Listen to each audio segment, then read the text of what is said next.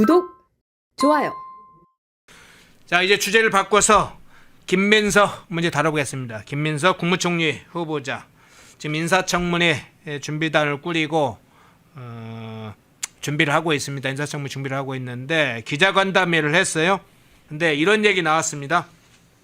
김민석 국무총리 후보자가 뭐란 얘기했냐면 현 상황에 대해서 이런 얘기했어요. IMF보다 더한 제2의 IMF 위기 이렇게 이야기하면서 뭐 그 위기 근거에 대해서 뭐 잠재 성장률, 산업적 환경, 미국과 중국 여러 가지 얘기했어요. 제2의 IMF 위기라고 합니다. 그것도 97년도 IMF 위기보다 훨씬 더 큰 위기라고 진단을 나름대로 했는데 이런 발언이나 상황이 저 어떻게 평가하세요? 윤석열 정부 탓이라는 거죠. 결론은 간단해요. 김민석 씨는 사회학과를 학부에서 전공하고 그 16년간의 정치 낭인기에 네. 미국에 가서 법학 공부를 해서 미국 변호사 자격증도 본인이 땄다. 내가 미국 변호사, 미국 헌법에 관심이 많아서 변호사 자격증까지 땄는데 내가 왜 반미주의자냐라고 기자들에게 어제 반문을 했어요. 네. 그러면서 전임 총리 한덕수 전 대행을 말하는 거죠. 그분과 학교 동문이다. 저는 좀 웃기더라고요. 그러면 김민석이 말한 학교는 하버드 대학교인데 하버드의 경제학 박사 학위를 정식으로 딴 한덕수 총리와 그 케네디 스쿨이라고 그 하버드대에 부속돼 있는 그 특수대학원입니다. 거기 언론인 여러분들 뭐 연수 가가지고 한 1년 코스도 있고 2년 코스도 있는데 거기에서 이제 석사 학위를 땄다. 뭐 그걸 폄하하자는 건 아니에요. 그러니까 내가 하버드 동문이기도 한데 내가 무슨 또 반미주의자냐 이런 말도 하고 그렇습니다. 근데 IMF 얘기를 하면서 그보다 더한 위기다. 자, 이 얘기는 뭐 맞는 것 같은데 왜 이런 얘기를 처음에 장황하게 늘어놨을까? 나라 경제가 말이 아니다. 이게 무슨 뜻이냐면요. 김민석은 사회학과 나와서 법학 공부 좀 하고 경제에는 문외한이에요. 예. 중간에 불법 정치 자금 거액 횡령 의혹 등등으로 전과가 3개예요. 인사청문회 준비단에다가 내놓은 전과를 보니까 6개입니다. 전과가. 저도 놀랐어요. 자, 국가보안법 하나 있죠. 그 앞서서 미국 문화원 장기 점거농성 주도 혐의로 집시법, 폭처법 이게 3관왕입니다. 그건 뭐 민주화 운동하다 그랬다고 쳐요. 그 뒤에 불법 선거자금 횡령으로 또 하나 실형 확정 판결 받았어요. 그 뒤에 벌금 100만 원씩 또 하나 6개더라고요 전과가. 나는 대한민국의 국무총리가 뭐 국무총리 후보자인데 타이틀 분명히 그 떼줄 거니까 민주당이 또 이재명 대통령이 임명할 거니까 전과 6범인 경우 보셨어요? 이재명 정부의 구성은 그 별이 몇 개인가로 아마 고위직을 주나 보죠. 좀 심합니다. 예. 그리고 재산이 발표가 됐는데 그래서 그러니까 그 IMF 얘기는요. 이렇게 엉망을 누가 만들어 놨느냐. 최악을 윤석열 정부 탓이다 이 소리를 하고 싶은 거예요. 그런데 이제 우리가 내가 맡았으니까 이걸 한번 기저효과로 잘해서 일으켜보겠다. 이 소리를 한 거예요. 그러니까 이 IMF 장황하게 얘기한 건 경제 전문가라서 얘기한 게 아니라 윤석열 전 정부 때문이야 라고 하는 걸 상기시키고자 했다. 이렇게 보시면 되고 재산 목록이 제출이 됐어요. 저는 깜짝 놀랐습니다. 네. 2억 원 조금 넘더라고요. 자, 본인, 배우자, 군대 간다는 아들, 딸이 하나 있는데 이 뭐 딸은 그 결혼해서 따로 독립 가구라는 이유로 공개 안 했어요. 그리고 어머니 합쳐서 이 김민석 부인 아들 엄마 합쳐서 2억 1,900만 원인가 신고했더라고요. 네. 저는 납득이 안 가요. 그래. 물론 빚이 많은 건 알겠어요. 부인이 전세권 오피스텔 4억 원 있다고 하고 그러면 4억 원에서 또 뚝 날아갔으니까 빚이 많은 건 분명한데 빚 얘기는 또 안 해요. 그런데 제가 궁금해한 건 명세기 그 사선 의원의 집권당의 수석 최고위원에다가 국무총리 후보자까지 됐는데 어디 살죠? 김민석은 어디 삽니까? 어디 삽니까? 모르겠어요. 예. 그러니까 이게 그래요? 보통 예. 자가면은 그 김문수 전 총리 전 그 후보처럼 예. 뭐 봉천동 24호평 연립주택이라도 해서 한 9억 원 정도라도 나와야 정상이잖아요. 근데 집이 없으니까 뭐 안 썼다고 그래요. 그러면 전세를 살면 부인이든 자기 명의로 돼 있으면 그 전세권에 대한 가격이라도 표시가 돼야 되잖아요. 네. 빚이 얼마다. 그럼 월세를 사나? 저는 너무 궁금하더라고요. 그 네 사람이 합쳐서 3억 원, 2억 5천만 원도 안 된다는 재산이 신고된 걸 보면 뭐 본인이 설명을 하겠지만 네. 저는 대뜸 드는 질문이 아니 누구 집에 살지? 어떤 형식으로 살지?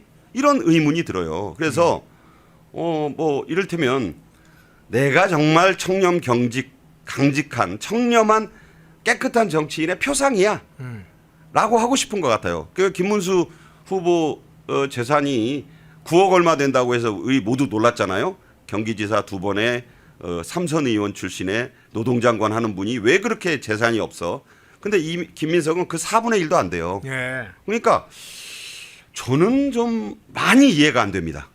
그래서 이 부분은 아마 여론에서 좀 제기를 해야 될 텐데 조선일보가 그 숫자만 제시한 걸 봤을 뿐 네. 어느 언론도 문제 제기를 안 하고 있어요 지금. 지금 이 나라의 가장 큰 문제는 검은 걸 검다 하고 흰 걸 희다 하고 네모난 걸 네모나다 하고 세모난 걸 세모나다 하는 언론이 없다. 이걸 시비곡직이라고 합니다. 그 여러분 유명한 넘버 3 영화에서 초창기 배우 송강호 씨가 하는 유명한 대사 있잖아요. 네. 현정화와 그 임춘애를 헷갈리니까 야 내가 임마 임춘애와 현정화를 헷갈린다고 네가 그걸 지적을 해 하면서 엄청 두드려 패는 장면이 나와요. 저는 그 장면을 보면서 제대로 이 말을 하는 언론이 대한민국에 거의 없구나. 이거 난리 났을 사안이에요. 저는 이걸 아무리 좋게 보려고 해도 이렇게까지 보도를 안 해버리면 문제 제기를 안 하면 이게 국민들이 알 길이 있나? 저는 그게 지금 더 무서운 세상으로 변하고 있다. 이런 증표라고 봅니다. 예. 나중에 재산 문제도 뭐 추가적으로 나올 수 있겠네요. 근데 일단 정치적 논란이 되는 부분을 중심으로 한번 얘기해 볼게요. 자, 미문화원 점거농성 문제가 있었죠. 실형을 선고받은 것에 대해서 나름대로는 김 후보가 이렇게 설명을 했어요. 그래서 깜짝 놀랐습니다. 이런 식의 생각도 가능하고 처음으로 듣는 이런 식의 논리를 펴는구나. 대단하죠? 자, 미문화원 점거농성에 대해서 김민석 뭐라고 얘기했느냐? 광주 문제를 세계에 알리고 미문화 점거를 통한 미국의 각성으로 미국 정부가 한국 민주주의를 지지하게 됐다. 그래서 미문화원 점거하는 게 굉장히 뭐 민주주의의 새로운 장을 열었다는 식으로 더군다나 미국 정부를 사실 각성시켰다는 얘기겠죠. 미국을 각성시키고 미국 국민까지 각성을 시켰나요? 점거농성이 방화, 점거 뭐 이런 게 그렇게 보이나요? 민주주의를 발전시키는 그런 대목으로 해석을 하게끔 했네요. 정확하게 이렇게 돼 있더라고요. 예. 그 일, 미문화원 점거죠. 그 일을 통한 한국과 미국의 각성으로. 자, 각성이란 말이 참 기가 막혀요. 예. 이번 빛의 혁명 과정에서 민주당과 이재명 후보 측이 계속 빛의 혁명 그랬잖아요. 네. 빛의 혁명의 발원지인 여의도에서 선거 유세를 마무리까지 했으니까 그 빛의 혁명 과정에서 왜 이게 갑자기 나옵니까? 1985년 40년 전에 그 미국 문화원에 들어가서 장기 농성하고 불 지른 게 어떻게 이 빛의 혁명하고 연결이 되는지 저는 그 논리의 그 대단한 비약에 정말 감탄을 했어요. 미국 정부가 일관되게 한국의 국민과 민주주의를 지지하고 그런 적이 있나요? 저는 그냥 기억이 안 나요. 네. 그리고 군사 발레한 사례에 대해 동의하지 않았던 역사적 경험을 축적하게 된 것이다. 자, 미문화원 점거 농성으로 3가지 혐의의 전과자가 됐고 미국의 블랙리스트에 올라 있습니다. 미국은요 해외에 있는 미국과 관련된 시설을 공격하거나 문화원, 대사관저 아시잖아요. 영사관 다 테러리스트로 봅니다. 입국 금지자예요. 성조기 찢고 불태워도 미국 못 들어오게 합니다. 김민석 후보자가 국무총리가 돼서 안 갈 건가요, 미국? 미국의 영토가 또 뭐 미국 본토만 있는 게 아니에요. 하와이도 있고 괌도 있고 뭐 그럴 거 아니에요. 그리고 본인이 아마 만감이 드는 미국 문화원이든 미국 대사관에도 갈 일이 있을지도 몰라요. 물론 미국이 외교적으로 이걸 어떻게 포장할지는 모르지만 이거 분명히 지적하고 넘어가야 될 겁니다. 미국은 잊지 않아요. 이 블랙 리스트에 올라 있는 분이라고요. 이 사람이. 그러니까 저런 식으로 견강부회를 했다는 점에서 저는 대단히 놀랐습니다. 함은경이라고 네. 동시대의 삼민투 위원장으로 활약하고 지금 국민의힘 마포 갑 위원장으로 있는 저하고도 뭐 고향이 비슷하고 동년배라 뭐 좀 잘 아는데 이렇게 활동하지 않고 자신의 과오에 대해서 분명히 반성을 하고 전향을 했습니다. 김민석은 전향하지 않고 이제 좌파에 남았는데 과연 그 미국의 시설물을 장기 점거 농성한 것에 대해서 이런 기적의 논리로 미국을 각성시켰다? 이것도 미국 조야가 다 보고 있을 거 아니에요. 예. 저는 참 걱정이 됩니다. 네. 네. 근데 이 김민석 후보자 뭐 지명자라고도 할까요? 반미주의자라는 것에 대해서 굉장히 불편해하는 것 같습니다.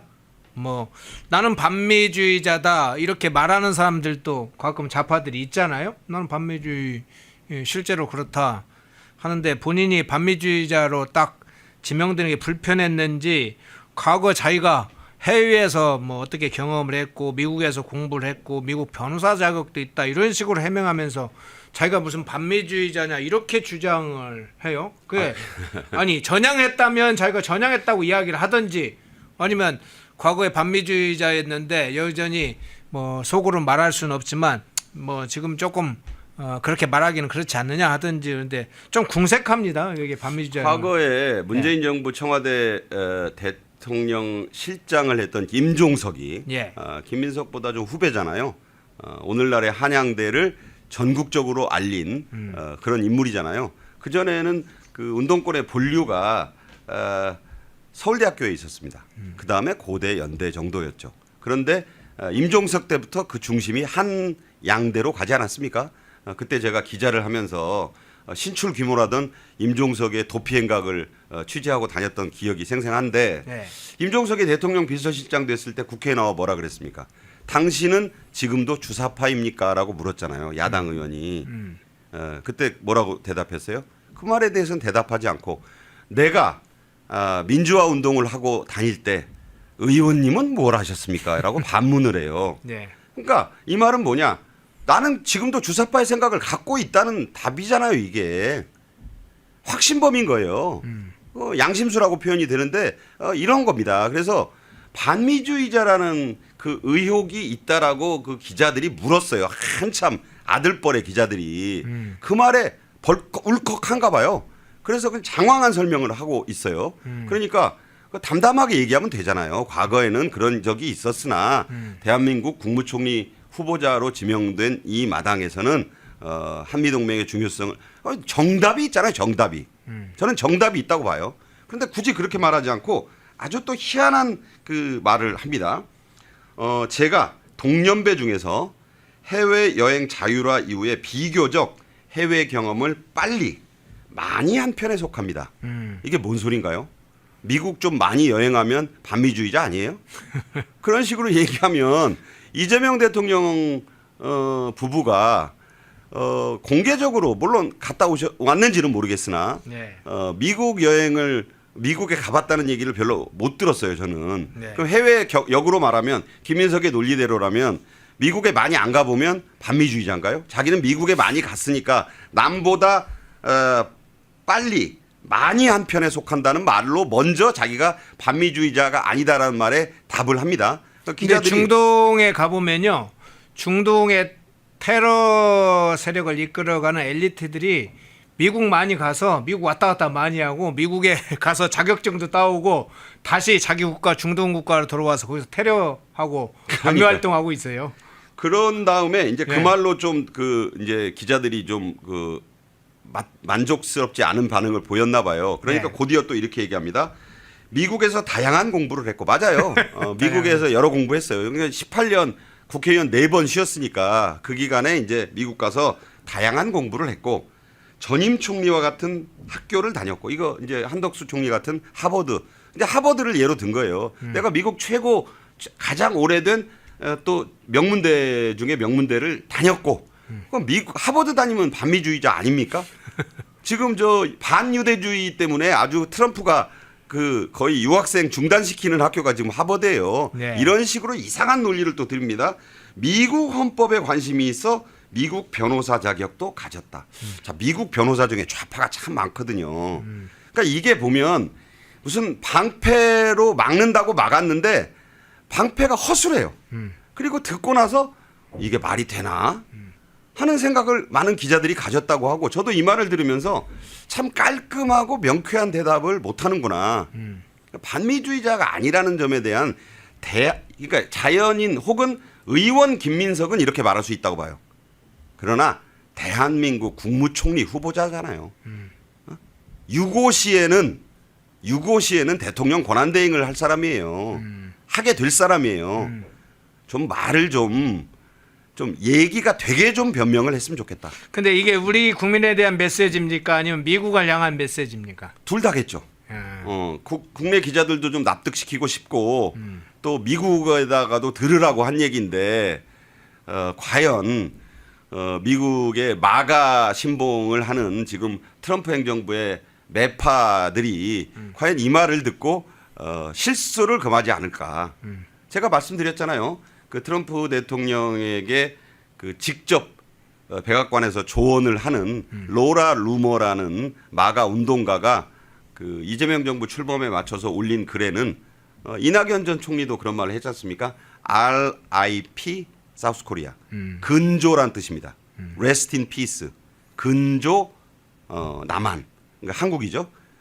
삼가 명복을 빈다 한국이요.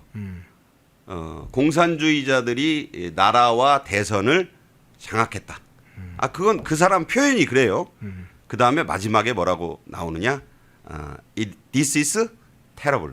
이것은 끔찍하다. 이게 미국의 물론 강경 우파의 목소리긴 합니다만 미국 트럼프 행정부의 주요 그 강경 매파들은 한국의 현 상황을 그렇게 보고 있다. 그 일단을 드러낸 것입니다. 네. 자, 김민석 후보자 관련된 스스로가 기자간담회에서 한 얘기라 자기는 반미주의자도 아니고 자기는 마치 재산도 좀 적고 좀 깨끗한 사람인 것처럼 이야기를 해서 그리고 IMF 이야기도 꺼내고 광주 문제도 자기가 세계에 알렸다는 식으로 이야기를 해서 그 문제 좀 살펴봤습니다. 좋아요, 구독 누르지 않았으면 한번 꼭 눌러주시기 바랍니다. 마지막 이슈 짧게 한번 좀 살펴볼게요. 이거 상당히 논란이 많이 이제 확산될 주제인 것 같습니다. 대형마트 규제 문제가 다시 터졌습니다. 대형마트 의무 휴업을 민주당 의원이 더 강화하겠다는 겁니다. 지금 현행법에는 어떻게 되어 있냐면 지방자치단체가 평일과 휴일 중 자율적으로 휴업일을 정할 수 있게 되어 있습니다. 월 2회에 한해서 평일과 휴일 자율적으로 정하게 되어 있는데 민주당의 오세희 민주당 의원이 지방자치단체장이 대형마트에 대해 반드시 영업시간을 제한하거나 의무 휴업일 지정을 명하도록 하면서 의무 휴업일은 언제? 공휴일에 반드시 하도록 하는 지정하는 그런 법안을 지금 발의를 해놨어요. 그래서 상당히 뜨거운 논란이 벌어지고 있어요. 이 대형마트 규제 관련해서는 그간에도 여러 논란이 됐는데 지금도 문제라는 지적이 많은데 더 강화하겠다는 거네요. 그러니까 이게 어제 이 오세희 네. 소상공인 연합회장 출신입니다. 출신이니만큼 그 입장은 저는 이해가 갔어요. 예. 그렇게 법안을 고치겠다고 말할 수 있기는 하겠다. 100번 양보해서 그런 발언을 하면서 기자들이 또 물으니까 이렇게 하면은 그 대형마트들이 적자를 좀 볼 수 있을 것 같은데라고 예. 하니까 그건 그들의 입장이죠. 이렇게 또 답을 했어요. 예. 그러고 나서 얼마 뒤에 이마트하고 롯데마트 주가가 8에서 9% 폭락을 했습니다. 자, 민간 기업들 주가가 폭락도 할 수 있고 오르기도 하는 거지라고 생각하시면 안 돼요. 이것에 대한 시장의 반응인 거예요. 설익은 정책. 이게 나중에 또 문제가 되면 이재명 정부나 민주당에서는 이렇게 얘기하겠죠. 그 오세희가 예. 개정안에 대한 의견을 밝힌 개인 의견의 것을 불과하다라고 그 선을 그을 것 같아요. 예. 이게 이제 파장이 크면은 자 사실은 저도 골목 상권에 아버지를 둔 사람입니다. 저희 아버지 구멍가게도 하고 그러셨어요. 네. 제가 왜 그 아픔을 저 잘 압니다. 다만 소비자들의 선택이라는 게 있잖아요. 구멍가게를 이용을 할 수 있는 분들, 골목상권과 전통시장을 가는 분들을 북돋는 것도 중요하지만 부득이하게 맞벌이 부부나 여러 가지 사유로 해서 대형마트를 운영하고자 하는 분들도 분명히 대한민국 국민들이 많아요. 그건 선택에 맡겨야죠. 저는 그렇게 봐요. 그게 시장 논리 아니겠습니까? 그러니까 밤늦게 퇴근해서 부부끼리 가서 이 대형마트에서 사고 예. 평일에는 갈 시간이 없으니까 휴일에도 가서 사고 많잖아요. 그런 분들. 예. 그분들의 그 어떤 시장 흐름을 왜곡하는 이런 법안인 거예요. 제가 볼 때. 네. 그러니까 이 발언 하나 그리고 적잖을 수 있는데 그건 그 사람들 문제지라고 얘기한 뒤에 이 대형마트 업계 주가가 8, 9%면요 대폭락이에요. 저는 이렇게 정권을 잡고 이렇게 우리가 마음 먹으면 모든 법을 밀어붙일 수 있다라고 하는 입법 만능주의에 이게 제대로 빠지고 있구나 이런 생각을 금할 수가 없어요. 공론화, 소수 의견 존중, 합의 과정, 수기 과정 이런 게 일절 지금 사라지고 있어요. 대한민국에서. 저는 이게 더 큰 문제다. 아니 대형마트 우리 허앵커는 뭐 대형마트도 가고 골목상권도 가고 구멍가게 요새는 거의 없어졌지만 네. 그 자기 선택 아닙니까? 그렇죠. 그것들이 공정한 룰에 의해서 경쟁을 하게 하고 그 골목상권을 보호하기 위한 진흥법을 내면 되는 것이지 왜 기존의 시장 질서를 법으로 왜곡하는 이런 조치를 취함으로써 시장의 흐름을 역행하느냐. 라면값 2,000원 넘는다 진짜예요라는 대통령 발언 한마디로 라면값 출렁였던 거 아시죠? 그때 한 4, 5% 농심주가 거의 5% 빠졌었어요. 이거 안 됩니다. 정치가 경제에 제대로 개입하고 있는 거예요. 정말 걱정입니다. 예. 이 대형마트하고 재래시장 문제 지금은 뭐 전통시장이라고 정치인들은 얘기하는데 이름이 일단 뭐 전통 무슨 전통을 지키는지 모르겠어요. 역사는 늘 만들어나면 새로운 정통이 되는 거죠. 뭐 전통시장, 재래시장이라는 용어가 정확하다고 보는데 이게 이제 한 20몇 년 전에 전주에서 시작이 됐습니다. 전주시에서 조례 형태로 시작이 돼서 이게 전국화됐는데 전주에 가면 전주 남부시장, 중앙시장 이런 데 있잖아요. 뭐 그런 재래시장 보호하겠다고 대형마트. 제가 남부시장에 어렸을 때 있었습니다. 예. 그런데 그 전주시에서 시작한 조례로 시작한 게 이제 이 입법으로 된 건데 그러면 전주시장과 전주중앙시장과 남부시장이 이 지금 말하는 대형마트 규제에 선거해서 엄청나게 상인들이 부자가 됐냐? 그런 거 아닙니다. 이 대형마트하고 아무 상관없이 그냥 재래시장을 현대화하면 현대화해서 재래시장이 살아나기는 일부 살아나는 효과를 본 분들은 있지만 대형마트 규제에서 어려워진 분들도 있습니다. 의정부에서는 의정부 몇 곳에서는 대형마트하고 재래시장을 같이 해놓으니까 더 많은 사람들이 왔다는 연구 결과도 많이 있는데 근데 그 문제도 문제인데다가 지금은 이제 소비 패턴이 온라인 쪽으로 많이 이동하고 있잖아요. 그럼요. 뭐 이제 다들 새벽 배달, 예. 새벽 배송. 그래서 이게 집 고르는데 예. 새벽 배달 되는 데까지의 라인과 그 라인을 넘어서는 데의 집값, 전세값이 엄청 차이가 난다는 거 아니에요. 예. 그런 말도 나오고 있고 저도 저렴하고 할인 쿠폰 많이 주고 해서 모아서 새벽 배송 많이 이용합니다. 왜냐하면 바쁜 현대인들에게 특히 도시민들에게는요. 새벽에 신선식품들 싸게 이렇게 주는 거 필수적인 거예요. 저는 경쟁을 줄 세우는 것은 전체주의적 발상이다. 아니, 보이지 않는 손이라는 말을 누구나 뭐 경제 모르는 사람도 자꾸 하는데 예. 시장은 시장 작동자들의 논리가 있어요. 북한에도 장마당 경제는 마지막 남은 북한 경제의 희망이라고 하고 김정은도 암암리에 눈을 감아주고 있다고 하잖아요. 하물며 공산주의의 마지막 남은 전체주의 국가의 모델이라는 북한에서도 그럴진데 왜 이걸 법으로 보이지 않는 손을 규제를 하느냐. 이것은 오히려 교각사루. 한마디로 뿔 바로 잡으려다가 소 죽이는 꼴이 될 것이다. 저는 그렇게 보지 않을 수 없어요. 예. 이 온라인 거래, 온라인 플랫폼 전반에도 규제가 사실은 강화되고 있습니다. 그것도 이제 추세인데 여기를 피해가고 있는 업체들이 있죠. 중국 업체들입니다. 테무, 알리, 알테쉬. 예, 야, 중국의 이커머스들은 이런 규제 등에서 또 제외돼 있어요. 그래서 플랫폼, 온라인 플랫폼의 규제는 강화되면서 중국 업체들은 상당히 도와주는, 중국 업체의 이득을 몰아주는 그런 상황도 비판적인 이야기들이 많이 있는데, 사실은 지금 이 오세희 같은 사람의 이 법안을 보면 나중에는 이 플랫폼도 재래시장, 뭐 전통시장 분리를 살리기 위해서 온라인 거래도 며칠씩 중단을 하겠네요. 지금 추세로 보면. 그러니까 이게 정확히 봐야 되는 것이 49% 남짓한 득표율로 대통령이 됐습니다. 네. 김문수 후보와 이준석 후보의 득표율을 합치면 네.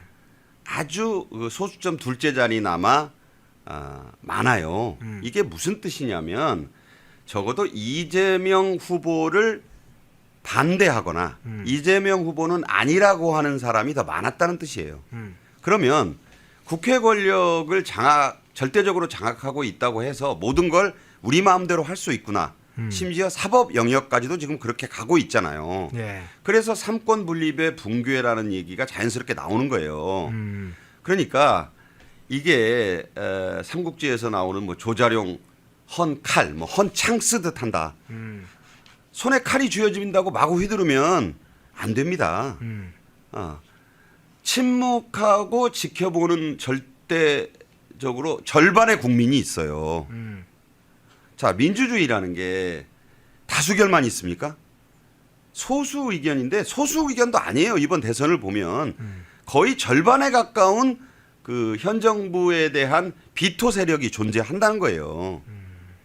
물론 자중질환 뭐 참 국민의힘 상황 돌이켜 보면 참담하다고 할 정도로 지금도 정신을 못 차리고 있는 건 맞아요. 하지만 입법은 물론 행정을 넘어 사법까지 다 가지고 있다고 해서 사실상 모든 걸 마음대로 했다가는 낭패를 볼 수 있다. 이 낭패라는 말을 제가 다시 한번 말씀드리지만 희한한 동물을 비유한 겁니다. 앞다리하고 뒷다리가 짧아요. 네. 맞지 않아요. 그럼 그 낭패가 된 늑대나 승냥이가 제대로 갈 수 있습니까? 못 가는 거예요. 그게 낭패인 겁니다. 낭패보기 십상이다. 이런 말씀을 드립니다. 예. 마지막 질문 좀 드릴게요. 이게 지금 반발이 상당히 거세지고 있습니다. 오세희 법안이 알려지면서 법정 공휴일에만 휴업을 하도록 하는, 지금도 이제 평일이나 휴일 중에 자율적으로 휴업하도록 하는 것도 문제인데, 지금 오세희 법안에 의하면 법정 공휴일에 딱 아예 휴업을 할 수 있도록 그렇게 돼 있어서 뭐 상당히 이제 일요일에 쇼핑 가야 될 사람들 상당히 문제가 많이 생기는 거죠. 그러니까 맘카페나 커뮤니티에서 엄청 비난이 지금 쏟아지고 있어요. 하물며 민주당 지지층조차 야, 이게 이런 법안을 지금 냈냐, 지금이 어느 때인데 막 비난이 쏟아진다고 하는데, 이게 뜨거운 감자가 되니까 전용기 의원도 이건 아니지 하면서 입장을 냈습니다. 그래서 어떤 얘기까지 했냐, 저 소셜미디어에 올린 걸 잠깐 보니까 공휴일 대형마트 의무 휴업 논의에 반대한다 그러면서 대형마트와 전통시장이 이분법 구도에 기반한 정책을 강화하는 것은 현실을 잘 모르는 설익은 잡군이다 그러면서 신도시와 일부 도심지역에는 전통시장이 존재하지 않는데 이런 지역의 주민들에게 대형마트는 단순한 유통 채널이 아니라 생활 인프라 그 자체다. 공휴일에 문을 닫으면 시민들은 불편함을 감수하거나 더 비싼 편의점 온라인 구매로 떠밀리게 된다. 뭐 이런 식으로 이제 비판을 했는데, 지금 이 상황이면 민주당 내부에서도 의원들이 이제 반발이 좀 나섰네요. 이게 법안 자체는 탄력을 받을 수 있을까요? 그건 좀 의문이긴 하네요. 이제 저 정도 나왔다는 것은 전용기 같은 사람은 뭐 최연소 의원 아니겠습니까? 네. 뭐 카톡 금지 법안을 발의했고 잘 나가는 축이에요. 네. 저렇다는 것은 지역구를 가진 의원들이면 다 아우성칩니다. 아니 마트를 물건만 사러 가는 거 아니에요. 참 단순한 발상이에요. 거기 가면 가족들하고 싸게 치킨도 먹을 수 있고 예. 뭐 여러 가지 놀이에 아이들과 가서 이 더운데 집안에 전기세 아끼고 시원한 데서 한 반나절 몇 시간 보내고 오잖아요. 이 마트에 대한 이해가 좀 부족한 거예요. 네. 그리고 많이 구매함으로써 얻을 수 있는 이익이 있고 미끼 상품도 있지만 여러 가지 이득이 있으니까 가는 거잖아요. 네. 경제학은요, 예측 불가능한 인간들의 심리를 잘 따라가야 되는 거예요. 인간들은 본인이 이익을 보는 쪽을 따라서 움직이게 돼 있어요. 그의 머릿속이 좌파냐 우파냐는 게 중요한 게 아니에요. 그걸 잘 봐야 되는데 소상공인 연합회 출신이라고 해서 저런 법안을 불쑥 들이밀었다. 제가 분명히 말씀드리잖아요. 이거 조금 더 시끄러워지면 오세희 하나 바보 만들고 끝날 겁니다. 네. 그렇게 정리가 됩니까? 그렇게 할 것 같아요. 지금까지 그런 법안들의 선긋기는 그냥 172명 중에 하나라. 그의 개인 의견일 뿐이다. 라고 선 긋고 나올 거예요. 여론을 지금 보고 있는 거라고 봅니다. 예. 재래시장은 주차 시설 확충해야 됩니다. 아주 중요하죠. 재래시장 현대화 과정 중에 가장 중요한 것 중에 하나가 주차 구역을 설정하고 주차 시설을 확충하는 문제죠. 그래야 사실은 물건을 사서 잘 싣고 오죠. 재래시장 안 가는 이유는 사실은 좀 여러 가지 시설 자체도 아직 현대화되지 않은 것도 있지만 주차 문제가 굉장히 중요한 문제죠. 예, 그런 것도 지적을 해주셨네요. 그나마 호남 광주에는요. 예. 저런 마트도 없어요. 네. 예. 대형 그냥 쇼핑몰도 복합 쇼핑몰이 없죠. 또 그런 상황도 이야기를 해주셨네요. 예, 3부 박상규 평론가님과 중요 현안 좀 다뤄봤습니다. 고맙습니다. 감사합니다. 예. 펜앤마이크와 광동이 함께 준비한 구독, 좋아요. 자, 1부 시작합니다. 송국건 정치평론가님, 배종찬 인사이트 K 연구소장님 나오셨습니다. 어서 오십시오. 안녕하십니까? 송국건 평론가님, 아까 제가 오광수 수석 사의 문제 먼저 좀 이야기했는데 이 문제 잠깐 여쭤보겠습니다. 뭐 여러 동향이 있을 텐데 오광수 사의 어떤 상황에서 이런 결론이 나왔다고 봅니까? 일단 뭐 오광수 수석은 원래 특수통 검사 출신이죠. 예. 그래서 아마 이 오광수 수석을 민정수석에 발탁을 한 것은 지금 검찰을 아예 해체를 하려고 하지 않습니까? 예. 해체를 하려고 하니까 그 전에 문재인 정부 때는 소위 말하는 검찰 개혁을 한다고 하면서 조국 씨를 이 민정수석에 앉혔는데 예. 검찰 내부 사정을 잘 모르니까 안 됐다고 판단을 한 거예요.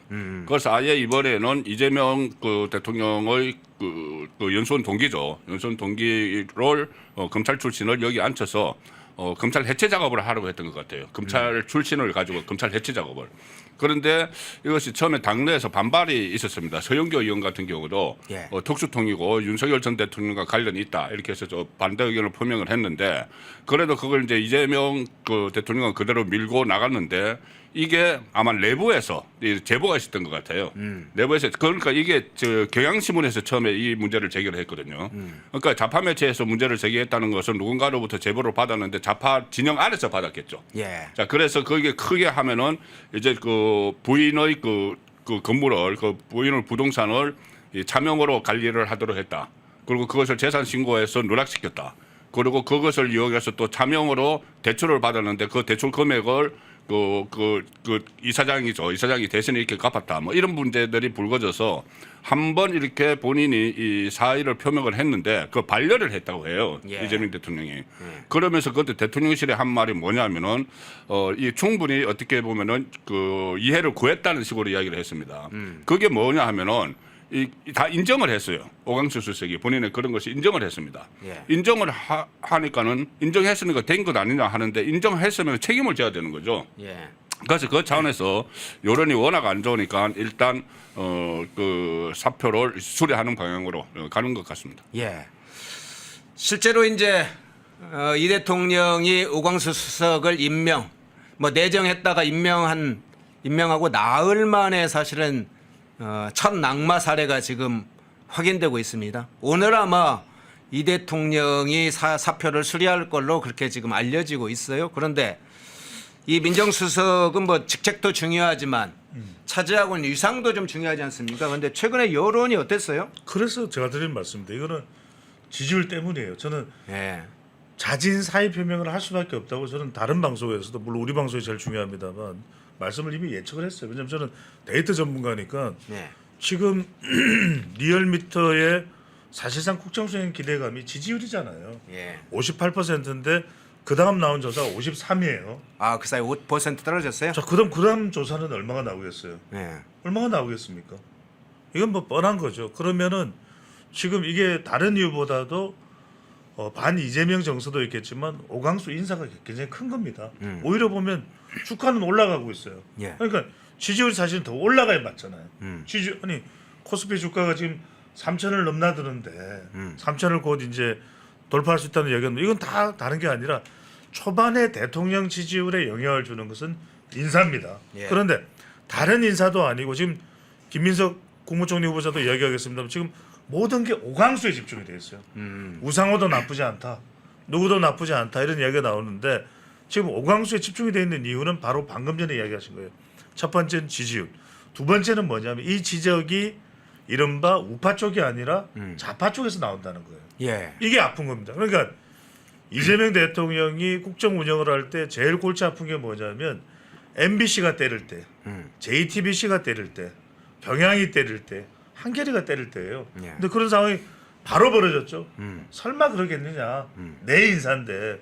그런데 그게 벌어졌고 그게 바로 지지율의 직격탄이 됐거든요. 예. 그런데 치명 철회를 하기는 곤란해요. 치명 철회를 하면 이제는 막 쏟아질 겁니다. 이런 공격이, 이런 지적이, 이런 비판이. 그러다 보니까 오강수 누구가 얘기를 했는지 모르지만 비서실장이 전달을 했든지 좀 어려운 상황으로 보입니다.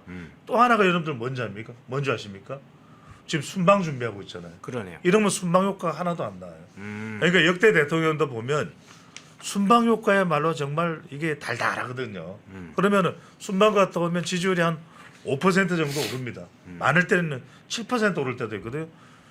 미국 대통령들은 뭐라 그러냐면 비행기에서 내리기가 싫다. 왜냐하면 내리는 순간 뭐 질문하고 이게 어떻습니까? 머스크가 최근에는 배신 때렸다는데 이런 질문은 골치 아프거든요. 근데 네. 비행기 안에서는 얼마나 좋습니까? 다 우리 대통령도 마찬가지겠죠. 그런데 지금 순방 효과가 있어야 되는데 오강수 가기 전에 털자 이렇게 된 거죠. 그렇군요. 하나만 더 우리 송 부장님께 여쭤보겠습니다. 이 사건이 터질 때만 해도 부동산 문제 정도가 나올 땐 좀 감당할 수가 있다 이렇게 생각할 그 기류가 좀 있었지 않습니까? 근데 차명 대출, 차명 계좌 문제가 나오면서 이 15억에 가까운 돈 문제가 나오면서 더 커졌다는 얘기가 있어요. 그렇습니다. 예, 네. 이 문제의 이제 파장, 정치적 파장 문제하고 또 하나는 조국당이 상당히 강하게 계속 오강수는 안 된다 이렇게 주장해왔지 않습니까? 왜 조국당은 그렇게 강하게 태클을 걸었던 겁니까? 일단 조국당은 그 오광수 수석이 검찰 출신이라는 거죠. 예. 검찰 출신, 특수통 출신이고 그래서 어차피 조국 씨도 지금 그 특수통 검사들에 의해서 검찰에 의해서 본인들의 그 입시 비리 문제 같은 걸로 해서 기소가 됐고 지금 이제 구속이 된 상황이니까는 검찰에 대한 악감정이죠. 악감정이고 그 전에 그 조국이 민정수석을 할 때 또 저 검찰 개혁 자기들 이제 검찰 개혁이라고 표현하는데 그게 이제 미진했는데 검찰 출신 이제 할 수 있겠느냐 그런 식으로 이제 비교를 하면서 반대를 하는 것이고 이게 조금 전에 말씀하신 대로 이 부인 홍모 씨가 이렇게 그 오강수 수석의 친구에게 이렇게 그 건물을 위탁 관리했다. 그러니까 차명으로 가지고 있었다. 이 문제까지 나왔을 때도 여론이 좋지 않았는데 특히 그 차명 대출이 있었어요. 예. 차명 대출이 이루어졌는데 그 친구, 그 오강수의 친구 명의로 저축은행에서 15억을 대출을 받았는데 그것을 나중에 상환하는 과정에서 차명 대출이니까 그 상환하는 과정에서 문제가 생기니까 저축은행 사주가 그중에 일부를 상환을 해줬다는 거예요. 예. 그런데 중요한 것은 그때 오강수의 위치가 뭐냐면은 서울중앙지검 특수 2부장입니다. 아주 강력한 위치에 있었던 거죠. 그러니까 뭔가 그냥 아무런 대가 없이만 해줬겠느냐 이런 문제가 불거질 수 있어요. 그럼 이것이 지금 드러났으면은 이거는 일단 수사 대상이 돼야 됩니다. 수사 대상이 돼야 되는 것이고 그냥 사퇴를 했다고 끝나는 문제가 아니죠. 수사 대상이 돼야 되는 것이고 특히 오광수 문제가 민감할 수밖에 없는 것은 이 민정수석이면은 공직기강을 관리를 하기도 하지만은 인사검증을 합니다. 그러네요. 그 전에는 민정수석실에 문재인 정부 때까지는 민정수석실에서 인사관리를 인사검증을 했는데 윤석열 정부에서 그것을 법무부로 전환을 시켰죠. 그런데 이재명이 집권하면서 다시 이것을 가져왔어요 민정수석으로. 예. 그러면은 인사검증의 총책임자가 이런 도덕적으로 하자가 있고 특히 뭐 자명 재산 문제 이런 것은 굉장히 민감한 사안이잖아요. 예. 이게 인사 검증을 할 때 제일 첫 번째 들여다보는 게 이런 문제예요. 그 재산 차명 관리나 부동산 실명제 위반이나 이런 거거든요. 그런데 그것을 우리 국민이 전 국민이 알게 된 상황에서 그 자리에 있는 사람이 다른 사람들을 인사 검증을 한다? 이게 말이 안 되는 거죠. 그렇기 때문에 이것은 그 이재명 정부 입장에서도 이런 악마를 시킬 수밖에 없는 상황인데. 이게 말씀드린 대로 1호 악마지 저는 2호, 3호, 4호 계속 나올 걸로 예상을 합니다. 예, 제가 우리 백찬 수장님께 이번 네. 마지막 요 주제 중에 이 문제 한번 마무리 지어야 되겠네요. 지난번 윤석열 정부 때 민정수석실을 폐지를 하고 인사검증 관련 업무를 법무부의 인사정보관리단을 만들어서 운영을 했지 않습니까? 예. 이제 인사검증 문제가 늘 민감한데 다시 이재명 정부 들어서면서 민정수석실을 다시 회복을 해서 인사검증 권한을 줬단 말이죠. 그런데 그렇죠. 시작부터 지금 인사검증 문제가 지금 터졌어요. 맞습니다. 줄줄이 지금 터지고 있는 것 같습니다. 맞는 거죠. 그러니까 이제 인사검증이라는 것이 야당 시절에 그것을 비판하기는 쉬워요. 하지만 인사검증이 그러면 맥값을 철저하게 해야 되는 것이거든요. 특히 예. 이제 이번 오광수 사태에서 뼈저리는 부분이 이 부분이 있고요. 첫 번째는 이게 저축은행 이슈랑 대출은행이죠. 예. 연관돼 있는 거예요. 아니 윤석열 전 대통령도 그 녹취록 기억나시잖아요. 얼마나 공격을 했습니까? 그게 바로 저축은행과 관련된 내용 아니었습니까? 부산 저축은행과 연결고리를 잡으려고 했는데 정작 본인의 본 정부의 이 정부의 민정수석이 그런 관련성이 있는 거예요. 이거 수사받아야 된다는 말씀을 주셨고 두 번째는 뭐냐면 바로 인사검증과 관련 부분이에요. 앞으로 지금 국민추천제도 하고 있지만 여러분들 국민추천제에 발탁되는 사람이 한 명일지 두 명일지 모르겠습니다. 그것도 공직기강 비서관실에서 인사검증해야 되는 거예요. 예. 그런데 이번에 이 부동산 또 차명 의혹이 생기니까 대통령실의 설명이 뭡니까? 몰랐다. 아니 검증을 해야 되는 사람은 더 철저하게 검증해야 되잖아요. 근데 그 사람은 몰랐다. 아니 여러분들 포청천 아시잖아요. 작두를 대령하라. 그런데 작두를 대령해야 될 포청천이 온갖 비리로 얼룩진 사람이야. 그럼 포청천이 아니잖아요. 물청천이잖아요. 물정천이요? 그래서 중요한 것은 이런 우려를 계속했습니다. 그리고 또 지금 오늘 원내대표 선거가 있는데 이렇게 되면 모르겠어요. 김병기일지 서영교일지. 왜냐? 서영교가 지적을 했단 말이에요. 서영교 의원이. 이거 안 됩니다. 그런데 지금 그걸 갖다가 밀고 나갔단 말이에요. 이 이야기는 뭐냐면 이재명 대통령은 귀 기울여 듣겠다 그랬잖아요. 대통령의 독단과 독선은 그거는 가장 위험한 것이고 윤석열 정부를 비판할 때 가장 부각시켰던 부분이죠. 그런데 밀고 나갔잖아요. 다 지적을 했는데 언론에서도 지적하고 당내에서도 지적을 하고. 그러니까 앞으로 이게 인사검증 문제가 굉장히 문제가 될 수 있다. 왜냐하면 왜 오광수인가? 답을 못해요. 왜 오광수인가? 그러면 그 다음에 나올 질문은 왜 김민석인가? 왜 이종석인가? 이런 질문에 응답을 해야 되는 거죠. 그렇군요. 자, 자연스럽게 김민석 문제로 넘어가서 이야기를 해보겠습니다. 김민석 국무총리 지금 후보자 2008년도에 정치자금 문제로 논란이 돼서 의혹이 현실이 돼서 구속된 바 있고 2010년에 최종적으로 유죄가 확정이 됐었죠. 이 불법 정치자금 해서 김민석이가 정치적으로는 생명이 끝났다. 뭐 굉장히 젊은 정치인 한 명이 온갖 구정물에 빠져서 결국은 운동권 386의 상징적인 김민석 날라갔다 그랬는데 자 2008년하고 2010년도에 있었던 불법 정치자금 구속도 되고 유죄도 받고 그랬는데 지금 또 다른 불법 정치자금 의혹이 지금 터졌어요. 송평관님. 네, 그렇습니다. 뭐 이 돈을 빌렸다는 게 실제로 정치자금 의혹으로 터졌네요. 이 부분도 조금 전에 그 오광수 경우와 마찬가지로 예. 그 특히 그 뭐 민정수석은 인사검증을 안 받지만은 김민석 후보자는 인사검증 받아야 되잖아요. 예. 그런데 인사청문회가 문제가 아니고 수사 대상이 돼야 될 문제예요. 왜 그러냐면은 이미 그 정치자금법 위반으로 2번 처벌을 받은 적이 있죠. 그 중에 하나가 2008년입니다. 2008년에 이 강모 씨를 비롯해서 3명에게 돈을 그 7억 2천만 원을 불법 정치 자금을 받았어요. 그 혐의로 구속이 됐는데 그때 상황이 어떻게 됐냐 하면은 그때 본인이 이게 문제가 되니까는 내가 정치 자금 불법 정치 자금을 받은 게 아니고 돈을 빌린 거다 이렇게 이야기를 했습니다. 네. 2008년에 돈을 빌린 거라고 했는데 당시 검찰이나 법원에서 인정을 안 했어요.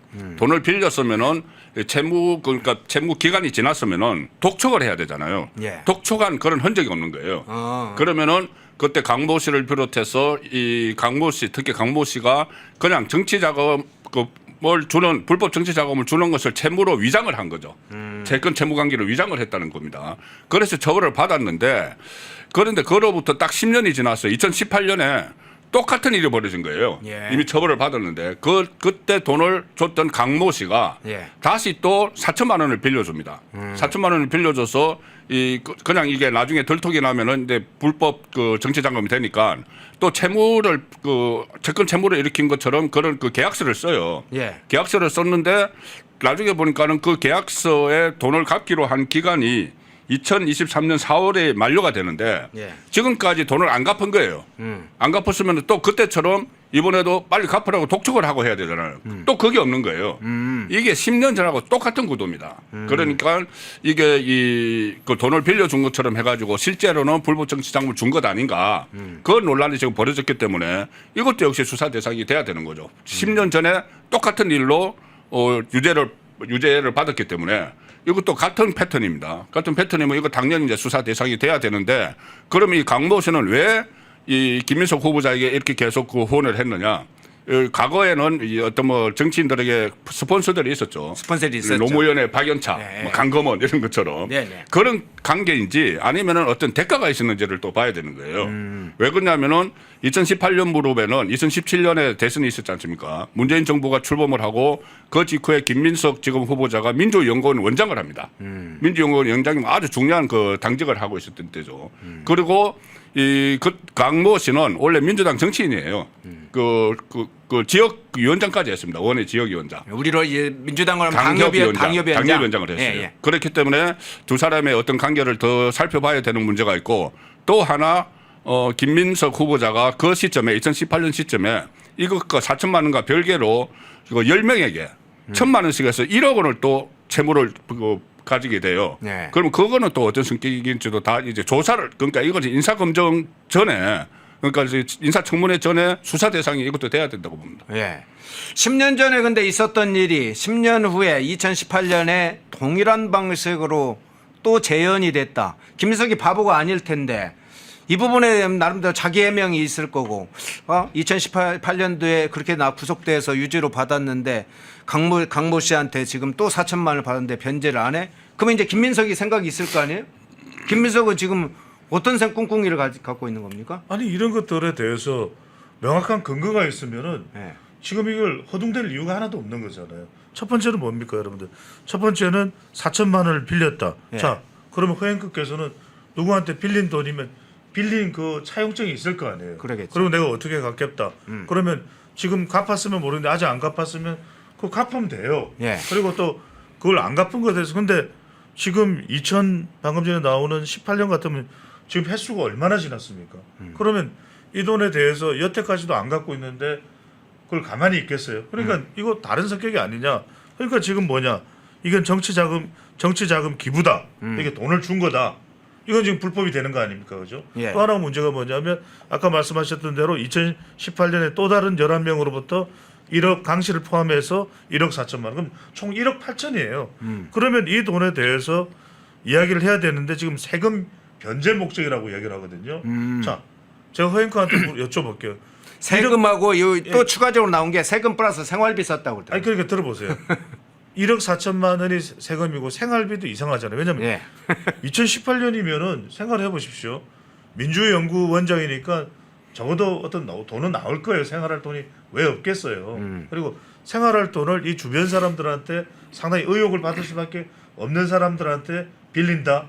상상이 되십니까? 그래서 지금 저한테 물어보시는 거죠. 예. 예전에도 2008년에 깜빵을 갔는데 이런 행동을 왜 하느냐? 그러니까 지금 그것에 대해서 세금 변제 목적이다. 제가 여쭤보려는 거예요. 자, 예. 저는 굉장히 여러분들한테 와닿게 설명을 드립니다. 자, 여기서 1억 4천만 원 중에 반이면 7천만 원이잖아요. 예.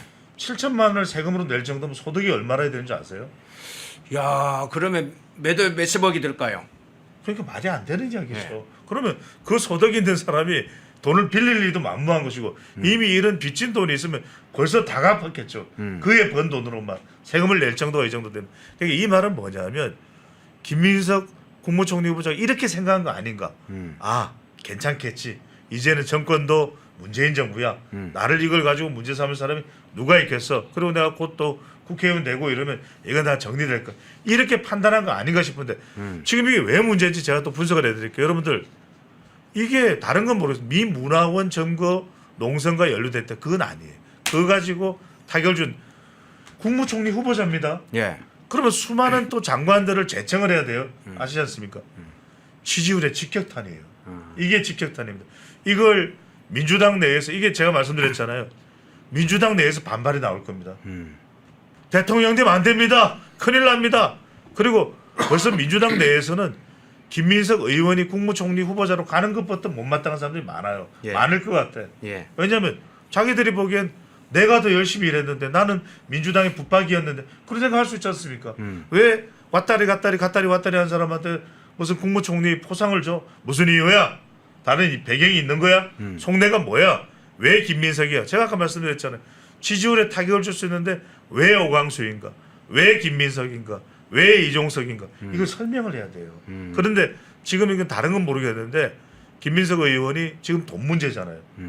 정치 자금이라는 게 이걸 가지고 있는 이걸 안고 있는 국무총리 후보자가 있는데 만약 국무총리가 된다고 했을 때 내란 특검 어떻게 진행할 겁니까?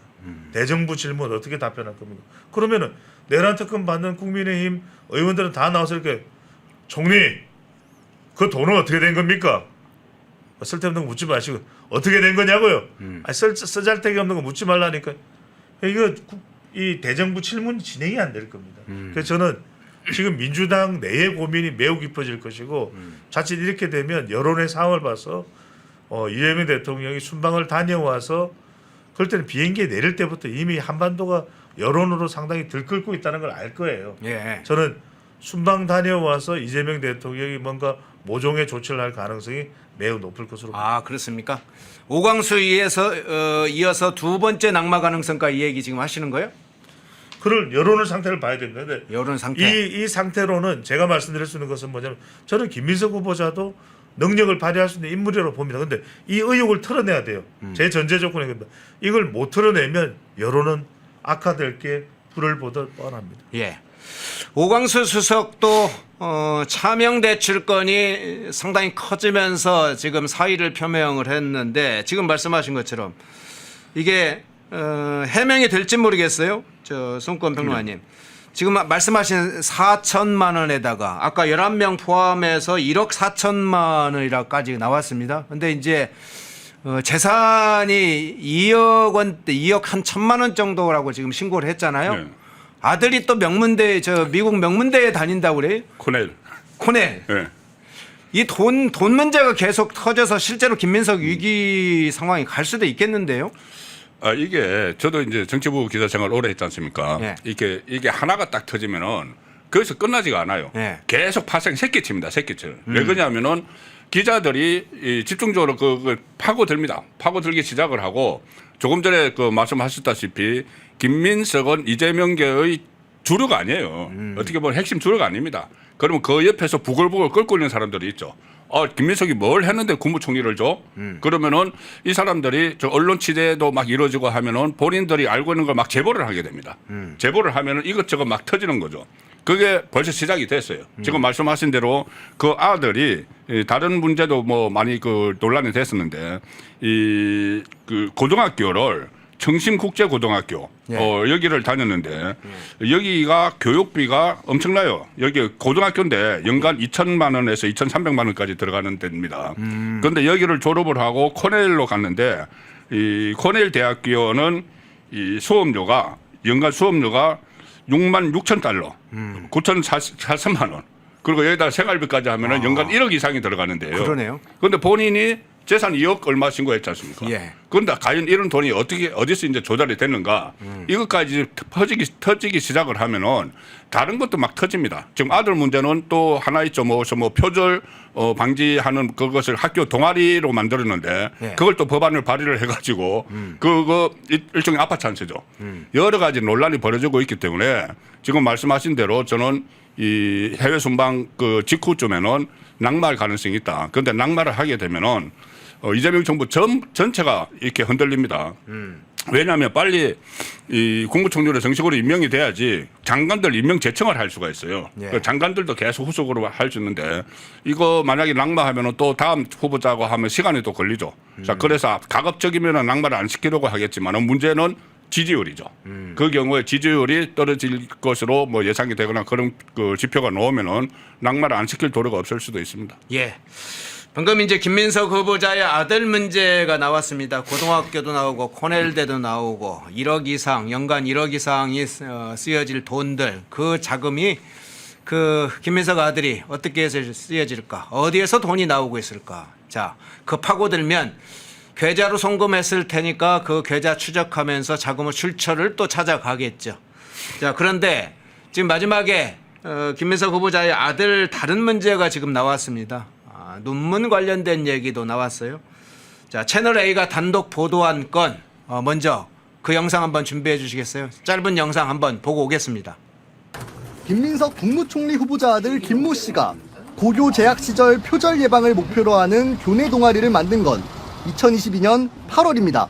동아리 홈페이지에는 중등교육에서 학문의 진실성과 표절 관련 교육을 의무화하는 교육기본법 개정안에 초안을 써서 제출했다는 활동 내용이 소개되어 있습니다. 동아리 공동 창립자인 김 씨는 2023년 한 온라인 매체와의 인터뷰에서 최종 목표는 표절 의무 교육 입법화라고 말했습니다. 관련 법안은 실제로 국회에서 발의가 됐습니다.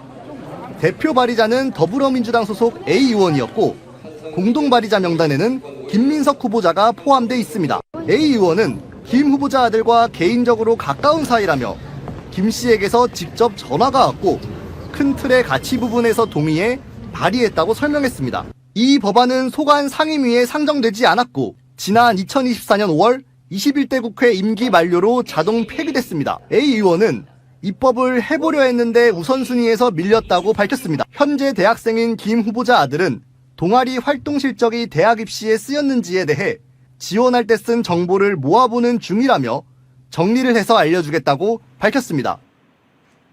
예, 뭐 이름은 법안이라는 이름, 고등학교 동아리에서 만들었다는 법안이지만 사실 습작 수준의 이 작품이었겠죠.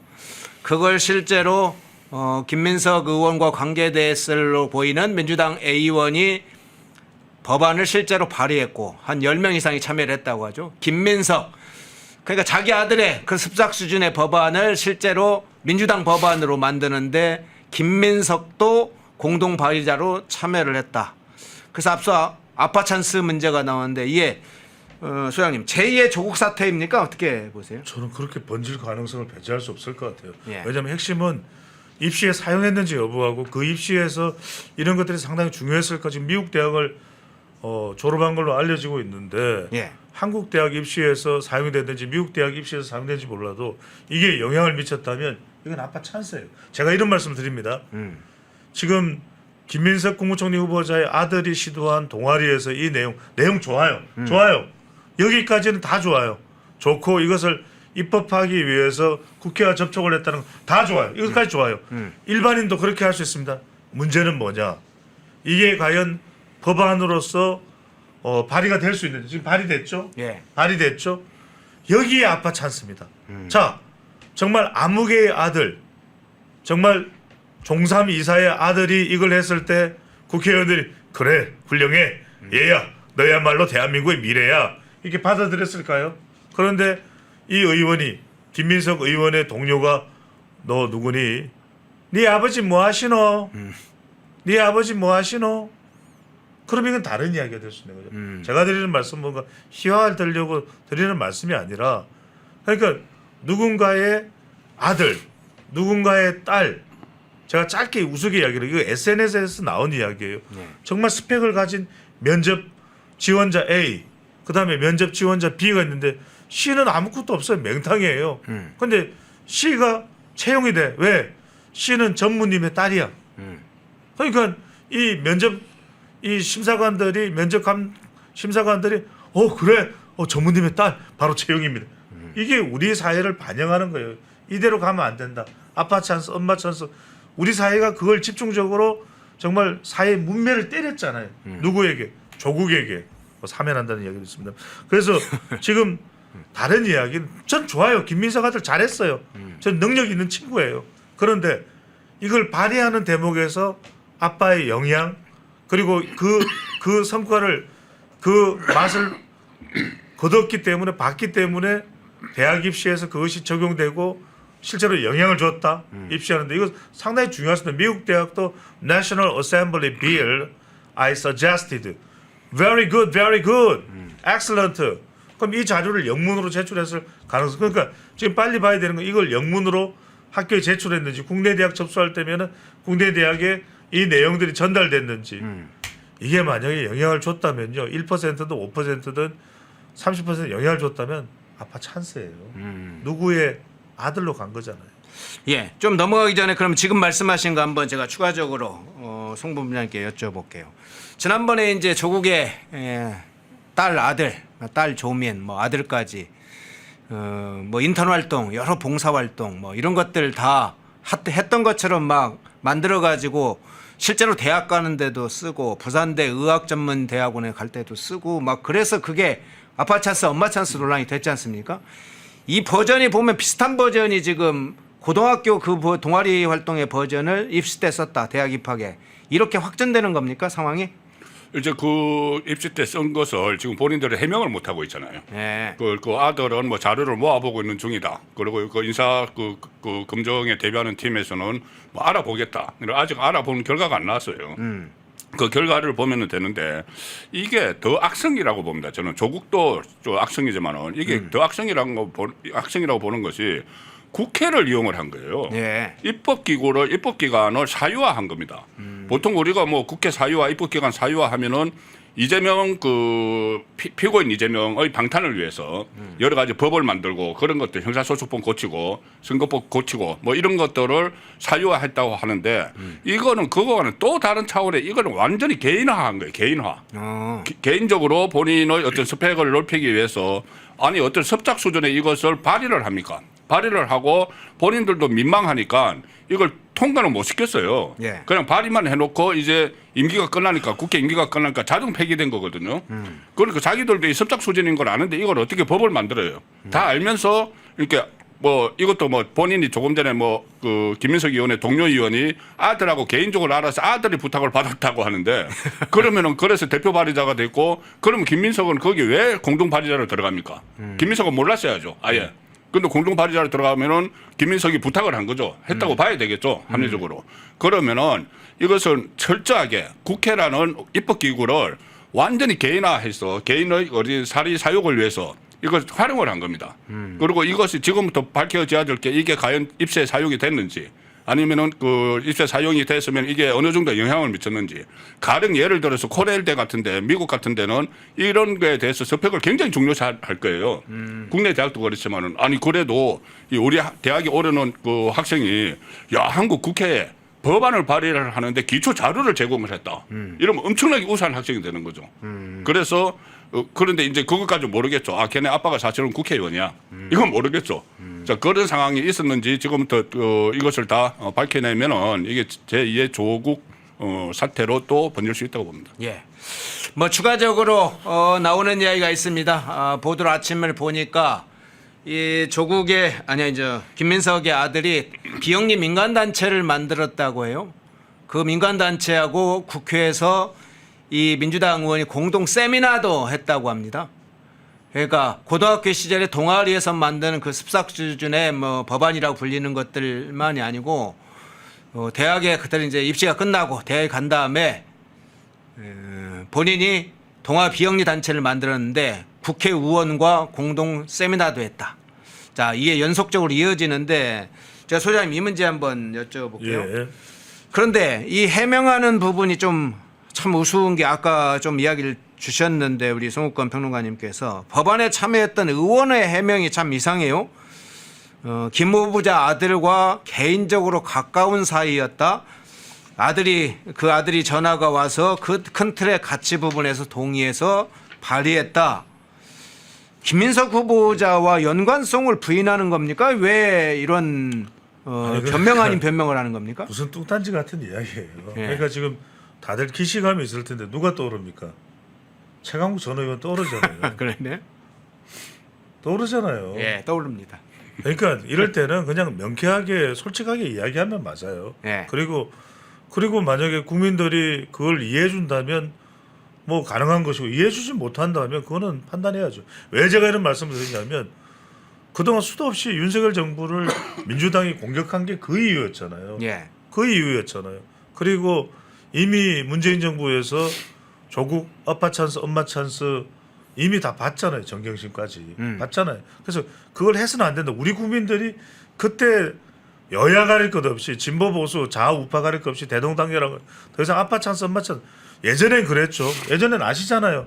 다 부모 백으로 들어가는 거예요. 제가 이게 단정할 수는 없습니다. 절대 뭐 너무 분노하지 마십시오. 무슨 말씀이냐면 그러니까 아빠 엄마가 중요했어요. 특히 아빠겠죠. 뭐 고관대직이다. 우리 아들이 그 회사를 간다는데 예 알겠습니다. 네 기관장님 제가 챙기겠습니다. 그랬죠. 근데 지금 우리 사회는 그렇게 가면 안 돼요.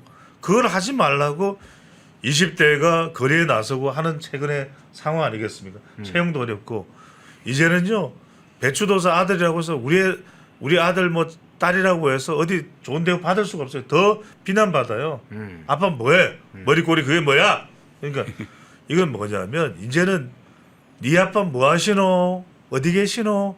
이걸로 갈 수 있는 세상이 되어서도 안 되고 될 수도 없어요. 그래서 저는 이런 변명은 통하지 않고 정확하게 이걸 이야기했는데 제가 무슨 말씀드리냐면 지금 여론의 도화선이 이거예요. 예. 지금 이재명 대통령이 놓여 있는 짧게 말씀 두 가지인데 하나는 뭐냐면 지금 막 강력하게 본인은 본인대로 코스피 5천에서 뭐 하여튼 어떻게든 지지율을 올리고 국정 운영을 잘해보겠다고 지금 하는 거잖아요. 예. 근데 민주당은 민주당대로 투트랙으로 내란 특검, 김건희 특검에서 그냥 조지겠다는 거 아니겠어요.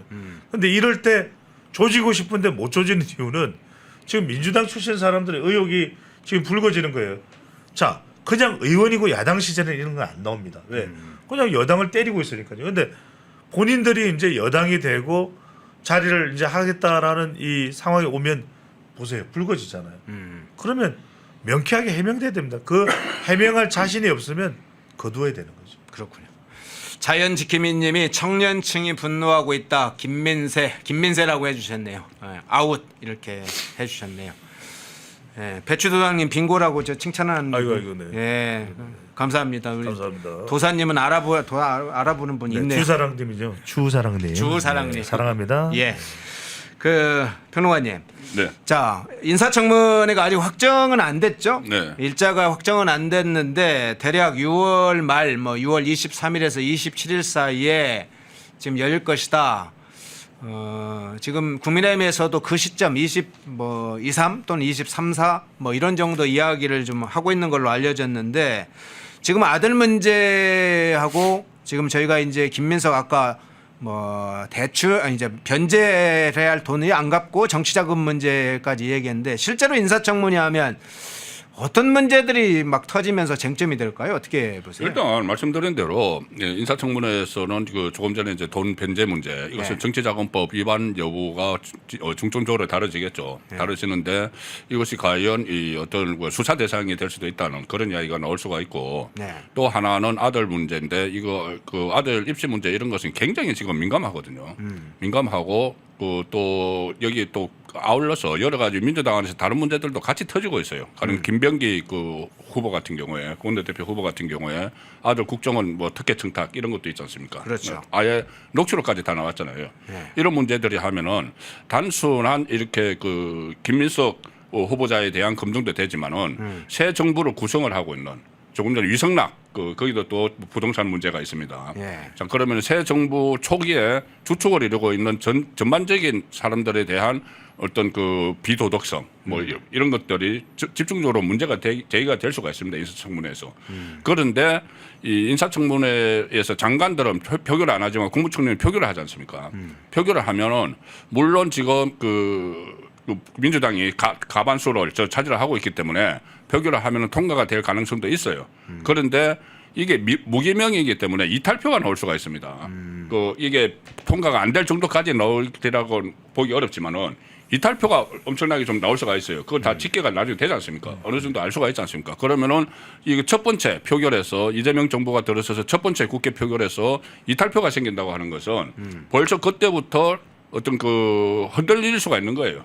이재명 정부 자체가 정권 자체가 좀 흔들리는 그런 상황까지도 충분히 좀 예상을 할 수 있죠. 예, 여권 내에 그런 문제까지 살펴봐 주셨는데 소장님 이걸 한번 좀 살펴보겠습니다. 아까 오광수 네. 민정수석의 차명 대치를 포함한 그래 사의를 표명하면서 여론 문제나 지지율 문제를 이야기를 해주셨는데 지금 한 건이 아니고 오광수 건도 아니고 유성락 국가안보실장 건도 지금 터졌고 이종석 국정원장 후보자 관련해서는 물론 이제 정치적인 이념적인 문제가 좀 많습니다만 그것도 지금 여러 가지 논란이 들 것 같고 김민석 후보자가 이달 말에 청문회가 되면 이게 막 파장이 상당히 엮이면서 일어날 가능성이 특히 오광수 오늘 사이가 향후에 다른 이 후보자들에게 미칠 영향 이게 연동해서 어떤 일이 벌어집니까? 이게 트리플 현상이에요. 일종의 사법 허리케인 현상입니다.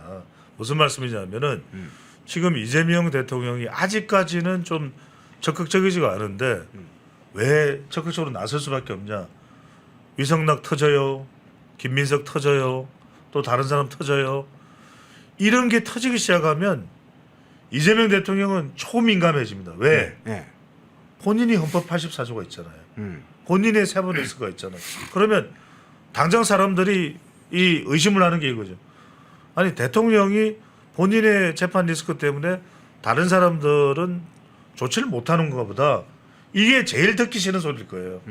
제일 기분 나쁜 소리일 거예요. 본인으로서는. 그러면은 그걸 털어내기 위해서라도 적극적인 조치를 취할 수밖에 없고 이게 바로 지지율에 영향을 미치거든요. 자, 50% 제가 이야기 드린 이 칼럼도 썼지만 지지율을 유지해야 되는 것은 이재명 대통령의 생명 지지율 줄은 60%입니다. 자, 무슨 말씀이냐? 50%대로 내려와 봐요. 들려올 수 있는 이야기는 두 가지요. 득표율보다도 낮죠? 지지율이. 두 번째, 그럼 지금 재판해야 되는 거 아니야? 미쳐버릴 거예요. 아, 재판 문제가 떠오른다. 재판 이야기가 나오는 순간 예. 미쳐버릴 거예요. 지금 착착 정리되고 있는데 예. 지금 바람이 불기도 전에 지금 갈 때는 들어 눕고 있는데 그렇잖아요. 네. 이거 잘하고 있어. 굿. 그런데 지금 엉뚱한 데서 지금 막 터지잖아요. 오광수, 위성락. 그러니까 여러분들 이 생각해야 돼요. 이렇게 되면 뭐냐면 내란 특검의 칼날도 무뎌져요. 내란 특검의 칼날도 무너집니다. 그러면 국민의힘 의원들은 어떻게 했어요? 자, 이 문제부터 해결해 주세요. 이 인사 관련돼서 의혹들은 어떻게 할 겁니까? 대답해 주십시오. 다 삭발해야 돼요. 107명 다 삭발하면서 그 이야기 하지 않겠어요? 그 이야기 해결해 주지 않 전까지는 우리는 내란 특검 받아들일 수 없습니다. 이런 이야기 할 거예요 분명히. 그러면 대통령은 뻥치는 거죠. 지금 해야 될 일이 한두 가지가 아닌데 그러면 모든 법안들을 다 강행 처리합니까? 그래서 저는 지금 이게 다른 게 문제가 아니라 지금 오광수, 위성락 그다음에 김민석 후보자까지 이런 의혹 터지는 게 지금 핵폭탄이에요. 왜냐하면 여론이 가만히 안 있을 거라는 거죠. 예. 제가 지금 인사 시스템 관련해서 한 말씀을 좀 이제 정리 드리면은 제가 이거 대통령 인사와 관련해서 3년 전에 책을 쓴 적이 있어요. 그래요? 예, 잠재 대통령 인사 책 책을 소개를 썼습니다. 해주시면. 3년 전 거니까 대통령의 사람 쓰기라는 책인데. 사람 쓰기. 예, 좋네요. 그 책인데 예. 그때 제가 이 인사 시스템을 많이 연구를 했어요. 그런데 지금 핵심이 뭐냐하면 앞으로도 이런 일이 자주 계속 발생을 할 수가 있습니다. 왜냐하면은 윤석열 정부에서 민정수석실을 없애고 법무부로 인사검증을 맡긴 이유가 있습니다. 왜 그러냐면은 그 전에 문재인 정부 때도 굉장히 인사파동이 많았죠. 인사파동이 일어나는 핵심은 죄송합니다. 그 내부에서 한통속이기 때문이에요. 예. 그러니까 인사를 추천을 하는 그 부서가 인사수석실이거든요. 예. 그것이 인사수석실에서 추천을 하면은 민정수석실에서 그걸 검증을 해요. 검증을 해서 비서실장 주재로 위원회가 열리죠. 그것이 이제 결정을 하는 거예요. 이게 그렇게 되면은 전부 다 그때 당시에 문재인 정부 때까지 청와대 안에서 다 이루어지잖아요. 청와대 안에서 이루어지니까는 자기들끼리 그냥 전화 한 통화 하면은 끝나는 거예요. 그 가령 예를 들어서 이 사람 대통령이 뭐 하라고 해서 그러면 인사수석실에서 민정수석실에 전화 한 통화하면 끝나버리는 거예요. 그것을 방지하기 위해서 그 추천 기능은 그대로 인사수석실에 두고 그 검증 기능을 법무부로 보냈던 겁니다. 그 외부에서 검증을 해야 된다고. 그게 그 가장 기본적인 취지였는데 그걸 이재명 그 정부에서 되돌려 버렸지 않습니까? 되돌리면은 지금 다시 저 안에서 다 이루어지는 거예요. 인사 추천하고 검증이. 그러네. 그렇게 되면 부실해질 수밖에 없는 그런 구조를 다시 가져간 것이죠. 그것은 결국은 어떤 이야기를 하면은 그 집권자의 뜻대로 다 인사를 하겠다. 외부의 그 어떤 뭐 경제나 통제를 받지 않겠다는 말이나 똑같기 때문에 계속 그 참사가 벌어질 수가 있습니다. 예. 인사검증 문제 내부 상황까지도 진단을 해봤습니다. 예. 김민석 낙마 위기가 점점 다가오는 상황입니다. 오광수 민정수석에 의해서 제2의 타겟이 되지 않을까 이렇게 생각이 듭니다. 이야기 중에 마침 이제 정치권 이야기들이 섞여서 나왔기 때문에 원내대표 선출 현장으로 한번 가보겠습니다. 여야 모두 지금 원내대표 선출을 하고 있는데 민주당은 13일에 뽑죠. 오늘 지금 원내대표 선출하고 국민의힘은 16일에 선출을 하는데 그 장면으로 가보겠습니다. 먼저 국민의힘 한번 살펴볼게요. 자, 삼선의 송원석 의원 그리고 김성원 의원 두 사람이 출사표를 던졌습니다. 자, 여러 가지로 이제 색깔도 다르다, 뭐 지역 기반도 다르다, 당내에 지금 여러 가지 뭐 개혁 방안이 나오고 있는 것에 대한 것도 다르다, 뭐 여러 가지 구도자가 다르다, 인물의 과거의 경력도 다 여러 가지가 나오고 있는데 소장님, 지금 송원석과 김성원 두 분이 출사표를 던졌는데 두 주자 지금 정치권에서는 대체 어느 정도 평가가 되고 있습니까? 아니 첫 번째로는 예. 자 송원석, 김성원이잖아요. 예. 근데 지금 당장 나올 수 있는 질문은 이거예요. 더 인물이 없나? 인물이 없나? 근데 그래요? 김도읍도 그걸 누구지? 했었잖아요. 예. 근데 생각해보세요. 송원석 그러면 일반 국민들이 아니 두 분 다 훌륭한 분이에요. 그런데 얼마나 알까요? 얼마나 알까요? 그 이야기는 얼마나 정치적인 영향력을 가질까 이 말씀이에요. 그 이야기는 송원석 원내대표, 김성원 원내대표 됐다고 칩시다. 지금 김도읍은 불출마를 했으니까 조경태 나오게 되면 3파전이 되니까 친한 쪽은 더 어려워지겠죠. 김성원하고 이렇게 짜장면이 돼버리니까. 아, 중복됩니까? 그러면은 이제 무슨 말씀이냐면은 네. 지금 이 원내대표들 여러분들 한번 생각해보세요. 김성원 원내대표 나와서 당을 주도할 수 있겠어요? 송원석 물론 TK입니다. 주도할 수 있겠어요? 안 돼요. 그러니까 그리고 또 하나가 뭐냐면 여러분들 예상하겠습니다만 TK의 친윤 성격이 조금 더 강한 송원석, 그 다음에 수도권에 친한 성격이 조금 더 있는 김성원, 누가 되겠어요? 뻔하잖아요. 송원석이겠죠 지금 상황으로는. 그러면 이건 뭐냐면 안 봐도 비디오, 시험 안 봐도 정답지, 이런 상황인 거예요. 그런 상황인데도 왜 이런 상황이 되느냐? 지금 이게 극복이 안 될 거예요 당장. 지금 핵심은 이겁니다. 두 사람이 그러면은 김용태 국민의힘 비대위원장이 지금 까당하는 이유가 아무런 조율이 안 된 5가지를 들고 나왔다가 지금 화들짝 댄스를 맡고 있는 거잖아요. 네. 지금 두 원내대표는 아무 말이 없어요. 지금 중요한 건 어떻게 하겠다는 안이 나와야 돼요.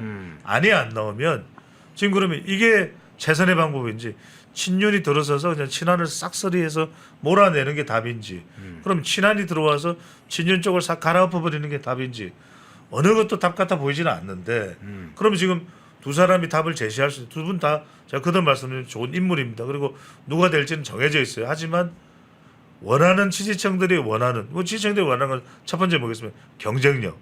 두 번째는 정말 경쟁력을 키워서 정권을 다시 가져올 수 있는 그 희망감, 그걸 심어줄 수 있냐가 핵심. 거죠. 예. 자, 조경태 의원도 출마 의지를 지금 보이고 있곤 합니다. 공식적으로 출마 의사를 공개적으로 밝힌 건 아니에요. 그런데 특히나 이제 한동훈 지지층에서 조경태 의원 추대를 하자 하면서 집단 문자를 그 지지층들이 보내고 있다고 하죠. 누구한테요? 국민의힘 의원들한테 막 집단 문자를 보내서 이게 또 논란이 되고 있죠. 뭐 개딸들, 제2의 개딸들이냐 이런 비판도 있는데 이거 포함해서 지금 당내 문제가 좀 복잡한데 이 송원석, 김성원, 조경태 이 3자 구도로 간다면 그 상황 또 어떻게 보시는지 평론가님, 그리고 이번 원내대표가 차지하는 위상 그 문제는 또 어떻게 보십니까? 이번 원내대표는 그냥 원내사령탑이 아니죠. 예. 그것을 뛰어넘습니다. 왜냐하면은 지금 30일 되면은 김용태 비대위원장 임기가 어쨌든 끝나요. 예. 그래서 나가라 그 임기 거기서 이제 그만두라는 사람들이 더 많고 본인은 더 하겠다고 하는 입장인 것 같은데, 그러면은 지금 원내대표가 앞으로 당을 다 추천해야 됩니다. 원내대표가 만약에 이 비대위로 갈 것인지 아니면은 전당대회에서 새 대표를 뽑을 것인지, 이것도 원내대표가 어쨌든 그 본인이 최종 결정하는 건 아니지만은 의원들의 뜻을 묻든 당원들의 뜻을 묻든 해서 지금 전당원 투표도 가능합니다. 그때도 그걸로 결정을 했잖아요. 그래서 그 방향을 잡아야 되는 사람이 원내대표고, 만약에 당 대표가 새로 되거나 그 비대위원장이 오면은 투톱 체제를 구성해야 될 사람이 원내대표예요. 그럼 굉장히 그 어떤 보면은 좀 정치적으로 리더십 있고 카리스마가 있는 인물이 돼야 됩니다. 그런데 과연 지금 두 분은 뭐 꾸준히 의정 활동을 다 해오셨지만은 저도 뭐 취재를 하면서 두 사람의 캐릭터도 알고 하지만은 과연 그런 역할을 할 수가 있을까? 이 부분은 약간 좀 물음표가 있어요, 저도. 그래서 심지어 나경원 전 원내대표, 한번 원내대표를 했는데 나경원이 나셔야 된다는 이야기도 있지 않습니까? 그걸 5선이나 되니까는 원내대표로 적격이 아니다고 하지만 조경태 6선이에요. 6선이면은 당대표, 국회의장을 다 하고도 남을 그 선수거든요. 그런데 지금 원내대표를 하겠다는 거지 않습니까? 아직 결정된 것은 아니지만은 그만큼 이거는 위기가 깔려있기 때문에, 위기감이 있기 때문에 6선이든 5선이든 이것을 돌파를 할 수 있는 그 원내대표가 필요한 겁니다. 그리고 특히 국민의힘에 대해서 위원정당으로 해산을 시켜버리겠다는 이야기까지 나오는데, 예. 위원정당 해산되면 107명 금배지 다 날아갑니다. 이 상황인데, 이 상황에서 내가 뭐 선수가 한 3천 됐으니까는 한번 원내대표 해보자, 이걸로는 지금 안 되는 상황이에요. 네. 그 좀 더 이 지도력이 있고 그 다음에 경험도 있고, 가령 예를 들어서 제가 뭐 가령 예를 드는 겁니다. 예. 나경원 의원 같은 경우는 그전에 문재인 정부 때 원내대표를 했어요. 그래서 그 강하게 싸운 그런 경력이 있습니다. 이제 그런 사람들이 좀 나서셔야 된다는 것이고, 그러면 이 3자 구도가 되면은 누가 될 것이냐? 이것은 일단 그 지금 당내 분포를 보면은 보통 이렇게 봅니다. 그러니까 구주류, 친윤이라고 하는 구주류가 3, 그다음에 친한이 2, 그다음에 중도 쪽에 있는 사람이 한 5 이렇게 보거든요. 그래요? 그렇게 본다면은 어쨌든 친윤이 구주류 쪽에 우세할 수도 있지만, 그런 말이 있습니다. 정치권에서 가장 그 유권자들이 여러 유권자가 있는데, 어떤 뭐 일반 국민 유권자도 있고 어떤 조합의 유권자도 있고 있는데, 유권자들 중에 가장 까다로운 유권자가 국회의원들이다. 그러니까 원내대표 경선은 국회의원들이 뽑잖아요. 네. 속마음을 알 수가 없다. 네. 그렇죠. 결국 까봐야 된다. 이런 이야기가 있어요. 그리고 그거보다 한 단계 더 높은, 저희들끼리 이야기지만은 더 까다로운 유권자가 있는데 그건 기자들이다. 기자협회장 선거할 때 그래요? 기자들 마음을 알 수가 없다. 근데 어쨌든 그 정도로 국회의원들이 본인들이 개개인이 그 헌법기관이라는 생각을 갖고 있기 때문에 이게 예상을 하기는 지금 상당히 어렵지만은 구도상으로는 일단 그 구주류 쪽에 우세한 거는 맞죠. 네. 나경원 얘기가 계속 나오네요. 나경원 의원. 네, 나경원 의원 나오세요. 오직 나경원뿐. 나경원을 좋아하는 분들이 꽤 많죠. 나경원 의원 생각해 보셨어요? 가장 큰 이유는 그 이유일 거예요. 적어도 첫 번째는 당에 좀 중심을 잡아갈 그런 안정감이 있다. 왜냐하면 어느 한쪽으로 확 기울어지지는 않잖아요. 물론 뭐 윤석열 전 대통령을 만났다 어쩐다 그거 가지고 뭐 골수 친윤이다 이런 쪽으로 분류되지는 않잖아요. 본인도 한때는 또 밀려났던 적도 있기 때문에, 또 그렇다고 해서 뭐 아주 또 친한 쪽의 공격 성향을 또 너무 또 심할 정도로 띄고 있는 건 아니죠. 물론 친한 쪽에서는 반발을 분명히 할 겁니다. 또 두 번째로는 뭐냐면, 나경원 의원은 이재명 대통령이 당대표 시절에 동작구를 그렇게 많이 갔던 이유가 뭐겠습니까? 문재인 정부 때 이 정말 전투력이 있었던 나경원을 격추시키기 위해서 갔는데 격추가 안 됐잖아요. 그럼 무슨 이야기냐? 지금 이재명 정부에서 당을 추스리면서 그걸 양쪽을 좀 더 신경 써가면서 할 수 있는 당이 깨지지 않도록 그런 역할을 나경원이 할 수 있지 않겠냐. 또 더군다나 지금 특검이나 지금 3특검에 시달리게 돼 있잖아요. 그래도 뭐 법조인 출신의 나경원 정도면 전투력도 문재인 정부에서 검증됐고 또 법칙식도 있고 이런 걸 대응할 수 있을 만한 또 전당대로 간다면 전당대회 가는 대로 비대위 체제로 가면 비대위 가는 대로 당을 좀 이끌 사람의 리더십으로 나경원이 할 수 있는 역할이 있지 않겠냐. 그렇기 때문에 나경원에 대해서 상당히 목소리가 높아지. 아니 나경원 정도 되면 인지도도 높지 않습니까? 그러면 나경원이 뭔가를 했을 때 국민 여론도 따라줄 수가 있거든요. 제가 드리는 말씀이 그거예요. 송원석, 김성훈 다 훌륭한 분들이에요. 그런데 영향력이 지금 이 중차대한 시기에 누가 아냐 이거예요. 그래서 제가 드리는 말씀이 그러면은 뭐가 지금 당의 위기 상황을 타개하겠다는 플랜이 있는 것도 아니고 나경원 정도면 양쪽을 그래도 조율해가면서 할 수 있는 역량으로 이 본다라는 것이 우리 시청자분들이 지금 게시판에 나경원 이름을 올리는 그 이유가 되고 있는 것이죠. 그렇군요. 자, 평론가님 앞서 이제 그 얘기를 해주셨어요. 내란 정당으로 몰려서 위원정당 해산의 대상이 될 수 있는 그런 민주당이 그렇게 지금 몰고 있는 이야기도 해주셨는데 지금 뭐 원내대표 뽑고 있는데 찬물 끼얹는 이야기 같지만 지금 국민의힘 의원들이 이거 너무 최근에 이제 무력한 거 뭐 최근의 문제만 아닙니다만 너무 무력한 거 아니냐. 107명이나 갖고 있는데 과거 민주당의 경우에는 사실은 뭐 의원 수가 상당히 작아도 전투적으로 싸워서 여당을 막 꼼짝 못하게 하는 시절도 있었는데 그래 나오다 이제 그런 상황이다 보니까 이 정당 이거 이대로 그냥 유지하는 게 맞느냐 아예 그냥 당을 깨고 당을 하나 새로 만들어서 새로운 형태의 어떤 모색을 해보겠는 게 어떠냐 이런 주장이 좀 나오잖아요. 어떻게 보세요? 이게 지금 제가 이제 그런 표현을 한번 쓴 적이 있는데 지금 107명의 국민의힘 의원들이 가마솥 안에 들어가는 개구리 같아요. 이게 지금 어떻게 지금 밖에서 막 찌고 있는지도 모르는데 그것을 그 본인들은 그 위기감을 모르고 그건 자기들끼리 어떻게 보면은 또 우물한 개구리처럼 이렇게 뭐 당권 그리고 뭐 공천권 알량한 그 지방선거 공천권 이거 다툼하고 있는 것처럼 보이거든요. 실제로 이 위원정당 해산 청구가 될 수가 있습니다. 이게 설마 107명을 다 날리겠느냐? 그것은 불가능하다는 이야기를 하지만 지금 민주당 정권에서는 그거 못할 리가 못할다가 딱 단정을 할 수도 없어요. 왜 그러냐 하면은 그 법안을 하나 발의를 해놨잖아요. 그 원래 위원정당 그 심판 청구가 대통령 그러니까 행안부 장관이 이렇게 법무부 장관이 심판 청구를 해서 헌재에서 결정을 하는 거거든요. 그렇죠. 그래서 그때 한교안 법무부 장관이 그 청구를 해서 헌재에서 결정을 해서 이석기의 통진당이 해산이 돼 버렸잖아요. 국회의원 5명 그때 뺏지 날아갔어요. 그런데 지금은 민주당이 법안 발의를 지금 하고 있는 것이 이 어떤 내란으로 이렇게 유죄 판결을 받거나 아니면 파면된 대통령이 속했던 정당은 위원정당 심판 청구 대상이 된다 이렇게 해버렸어요. 그럼 그게 이제 통과를 시키면은 이것은 자동적으로 가는 겁니다. 헌재로.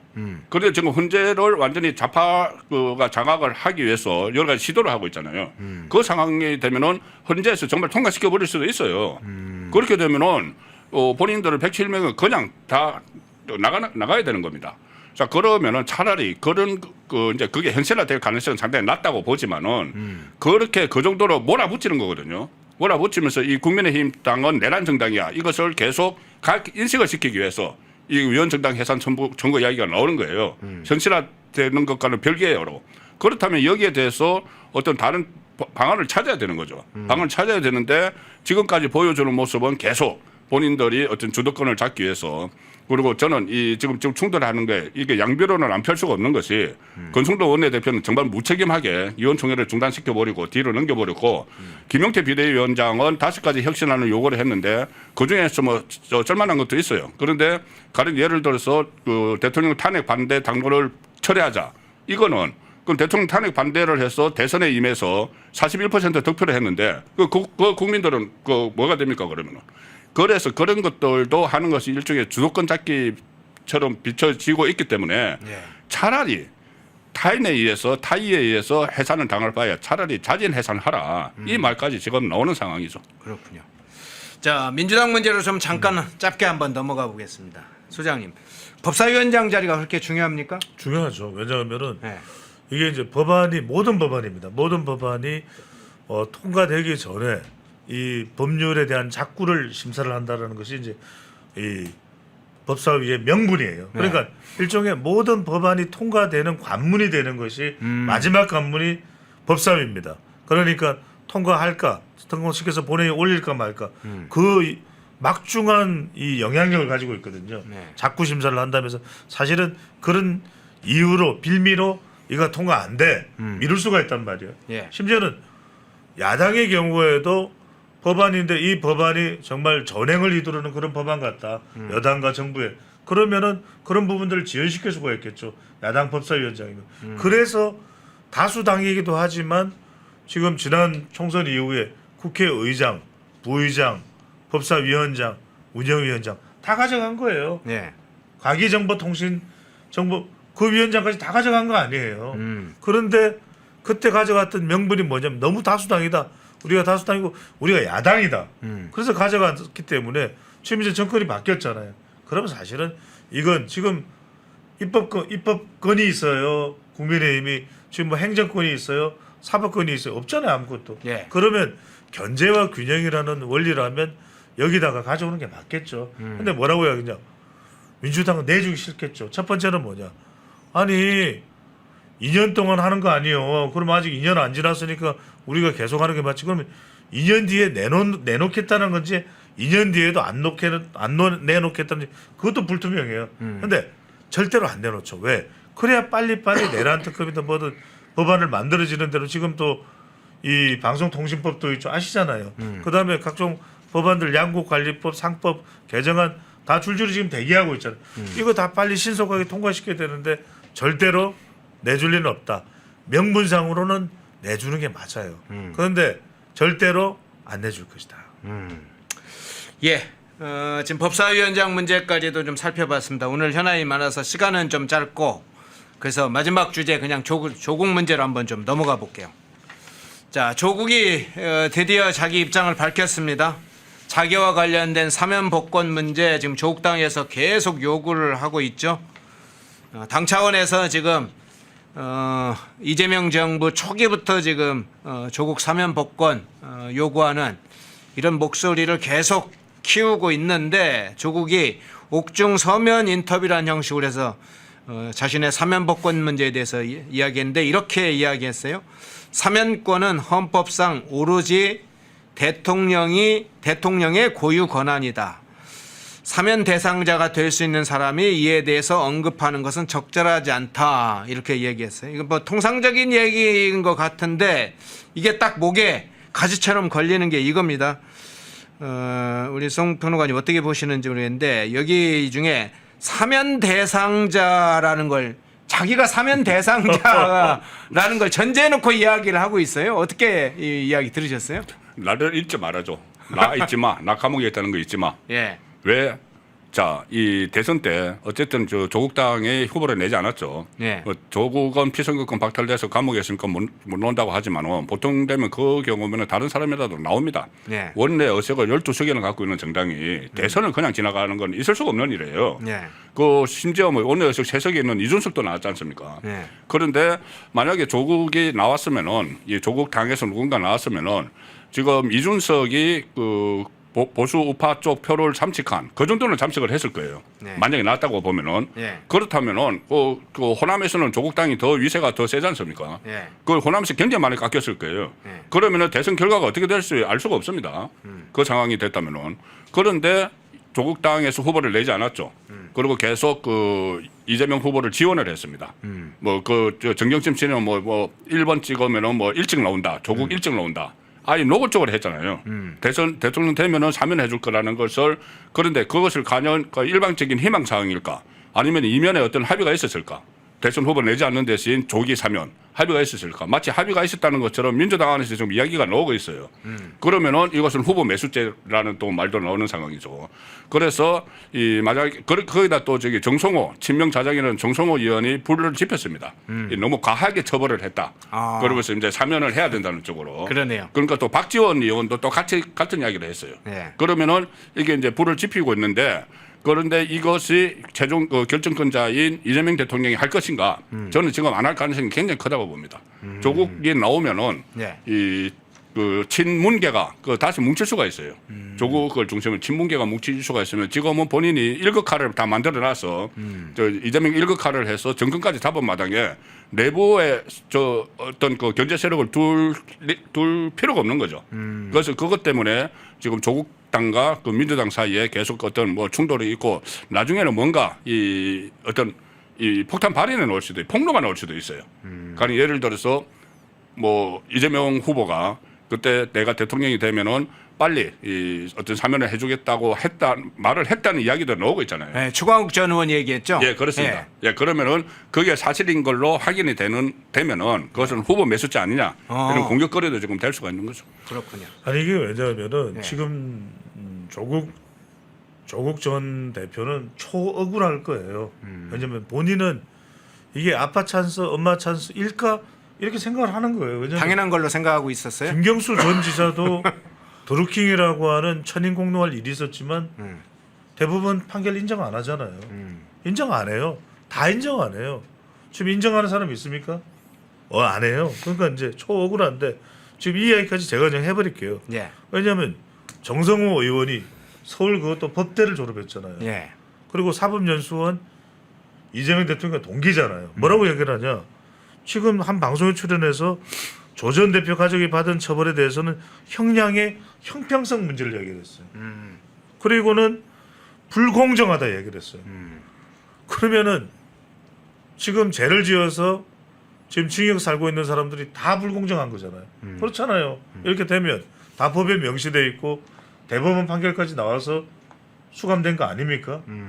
그러니까 지금 어떤 식이냐면 대법원을 다 그냥 불신의 온상으로 그냥 만들어버린 거예요. 그래서 사심제로 가서 헌법재판소로 가자. 헌법재판소는 그러면 공정한가? 그거 우리 국민들 질문 안 하겠습니까? 우리 국민들이 헌법재판소는 절대적으로 공정하다 생각하겠습니까? 근데 여기서도 하나가 뭐냐면 저는 송국건 평론가 말씀에 공감합니다. 저는 당장 사면 안 해요. 이재명 대통령이 지금 보십시오. 지금 조국 전 대통령은 정말 부글부글 끓고 있을 거예요. 억수로 기대했습니다. 이럴 텐데 지금 아무 이야기가 안 나오잖아요. 그런데 지금 사면을 하는 순간 이재명 대통령의 지지율은 직격탄을 맞을 거예요. 그래? 사면이야? 그럼 다 사면해. 범죄자 다 사면해. 그러면 본인까지 도마 위에 바로 올라가잖아요. 헌법 84조 빨리 재판 제기하세요. 그러면 이거는 이재명 대통령은 내관을 건드리는 거예요. 그래서 안 할 거다. 지금 8.15 특사를 잔뜩 기대하고 있을 거예요. 예, 그렇다고 그래요. 안 할 겁니다. 안 할 겁니다. 지금 여론 상태로 하면 할 수가 없어요. 만약 한다 그러면 이건 또 불덩어리가 돼요. 불덩어리가 될 거다. 예, 오광수 민정수석 사의를 표명했고 김민석의 낙마입의 문제 그리고 조국이 왜 갑자기 계속 튀어나와서 지금 정치권에 자신의 이름을 기억시키려고 하는지 조국 당신은 자꾸 튀어나오면 안 되는 인물이야. 자, 송국건 정치평론가님, 자 배종찬 우리 배추도사님, 인사이트 K 연구소장님 두 분 고맙습니다. 감사합니다. 펜앤마이크와 광동이 함께 준비한 광동 루테인 밀크시슬 혈행 개선, 노화로 인한 눈 건강, 간 건강. 펜앤마이크 TV 단독 할인 2개월분 한 박스에 3만원, 6개월분 세 박스에 84,000원. 펜앤마이크 구독자 전용 댓글 상단 할인 링크에서 구매 가능합니다. 전화 문의는 1661-6915, 전화 문의는 1661-6915. 펜앤마이크와 광동이 함께 준비한 광동 면역보감 데일리 스틱 2024년 건강기능식품 대상 높은 흡수율, 휴대와 섭취가 간편한 스틱형 펜앤마이크 TV 단독 할인 1개월분 한 박스에 33,000원, 3개월분 세 박스에 9만원. 펜앤마이크 구독자 전용 댓글 상단 할인 링크에서 구매 가능합니다. 전화 문의는 2661-6915, 전화 문의는 2661-6915. 펜앤마이크와 광동이 함께 준비한 광동 혈당혈압 콜레스테롤 케어 솔루션, 식후 혈당 상승 억제, 체지방 감소, 혈중 콜레스테롤 개선, 높은 혈압 감소. 펜앤마이크 TV 단독 할인 1개월분 한 박스에 25,000원, 3개월분 세 박스에 66,000원. 펜앤마이크 구독자 전용 댓글 상단 할인 링크에서 구매 가능합니다. 전화 문의는 1661-6915, 전화 문의는 1661-6915. 펜앤마이크에서 추천하는 영상도 보고 가세요. 다른 영상도 즐기시려면 구독 버튼을 꼭 눌러주세요.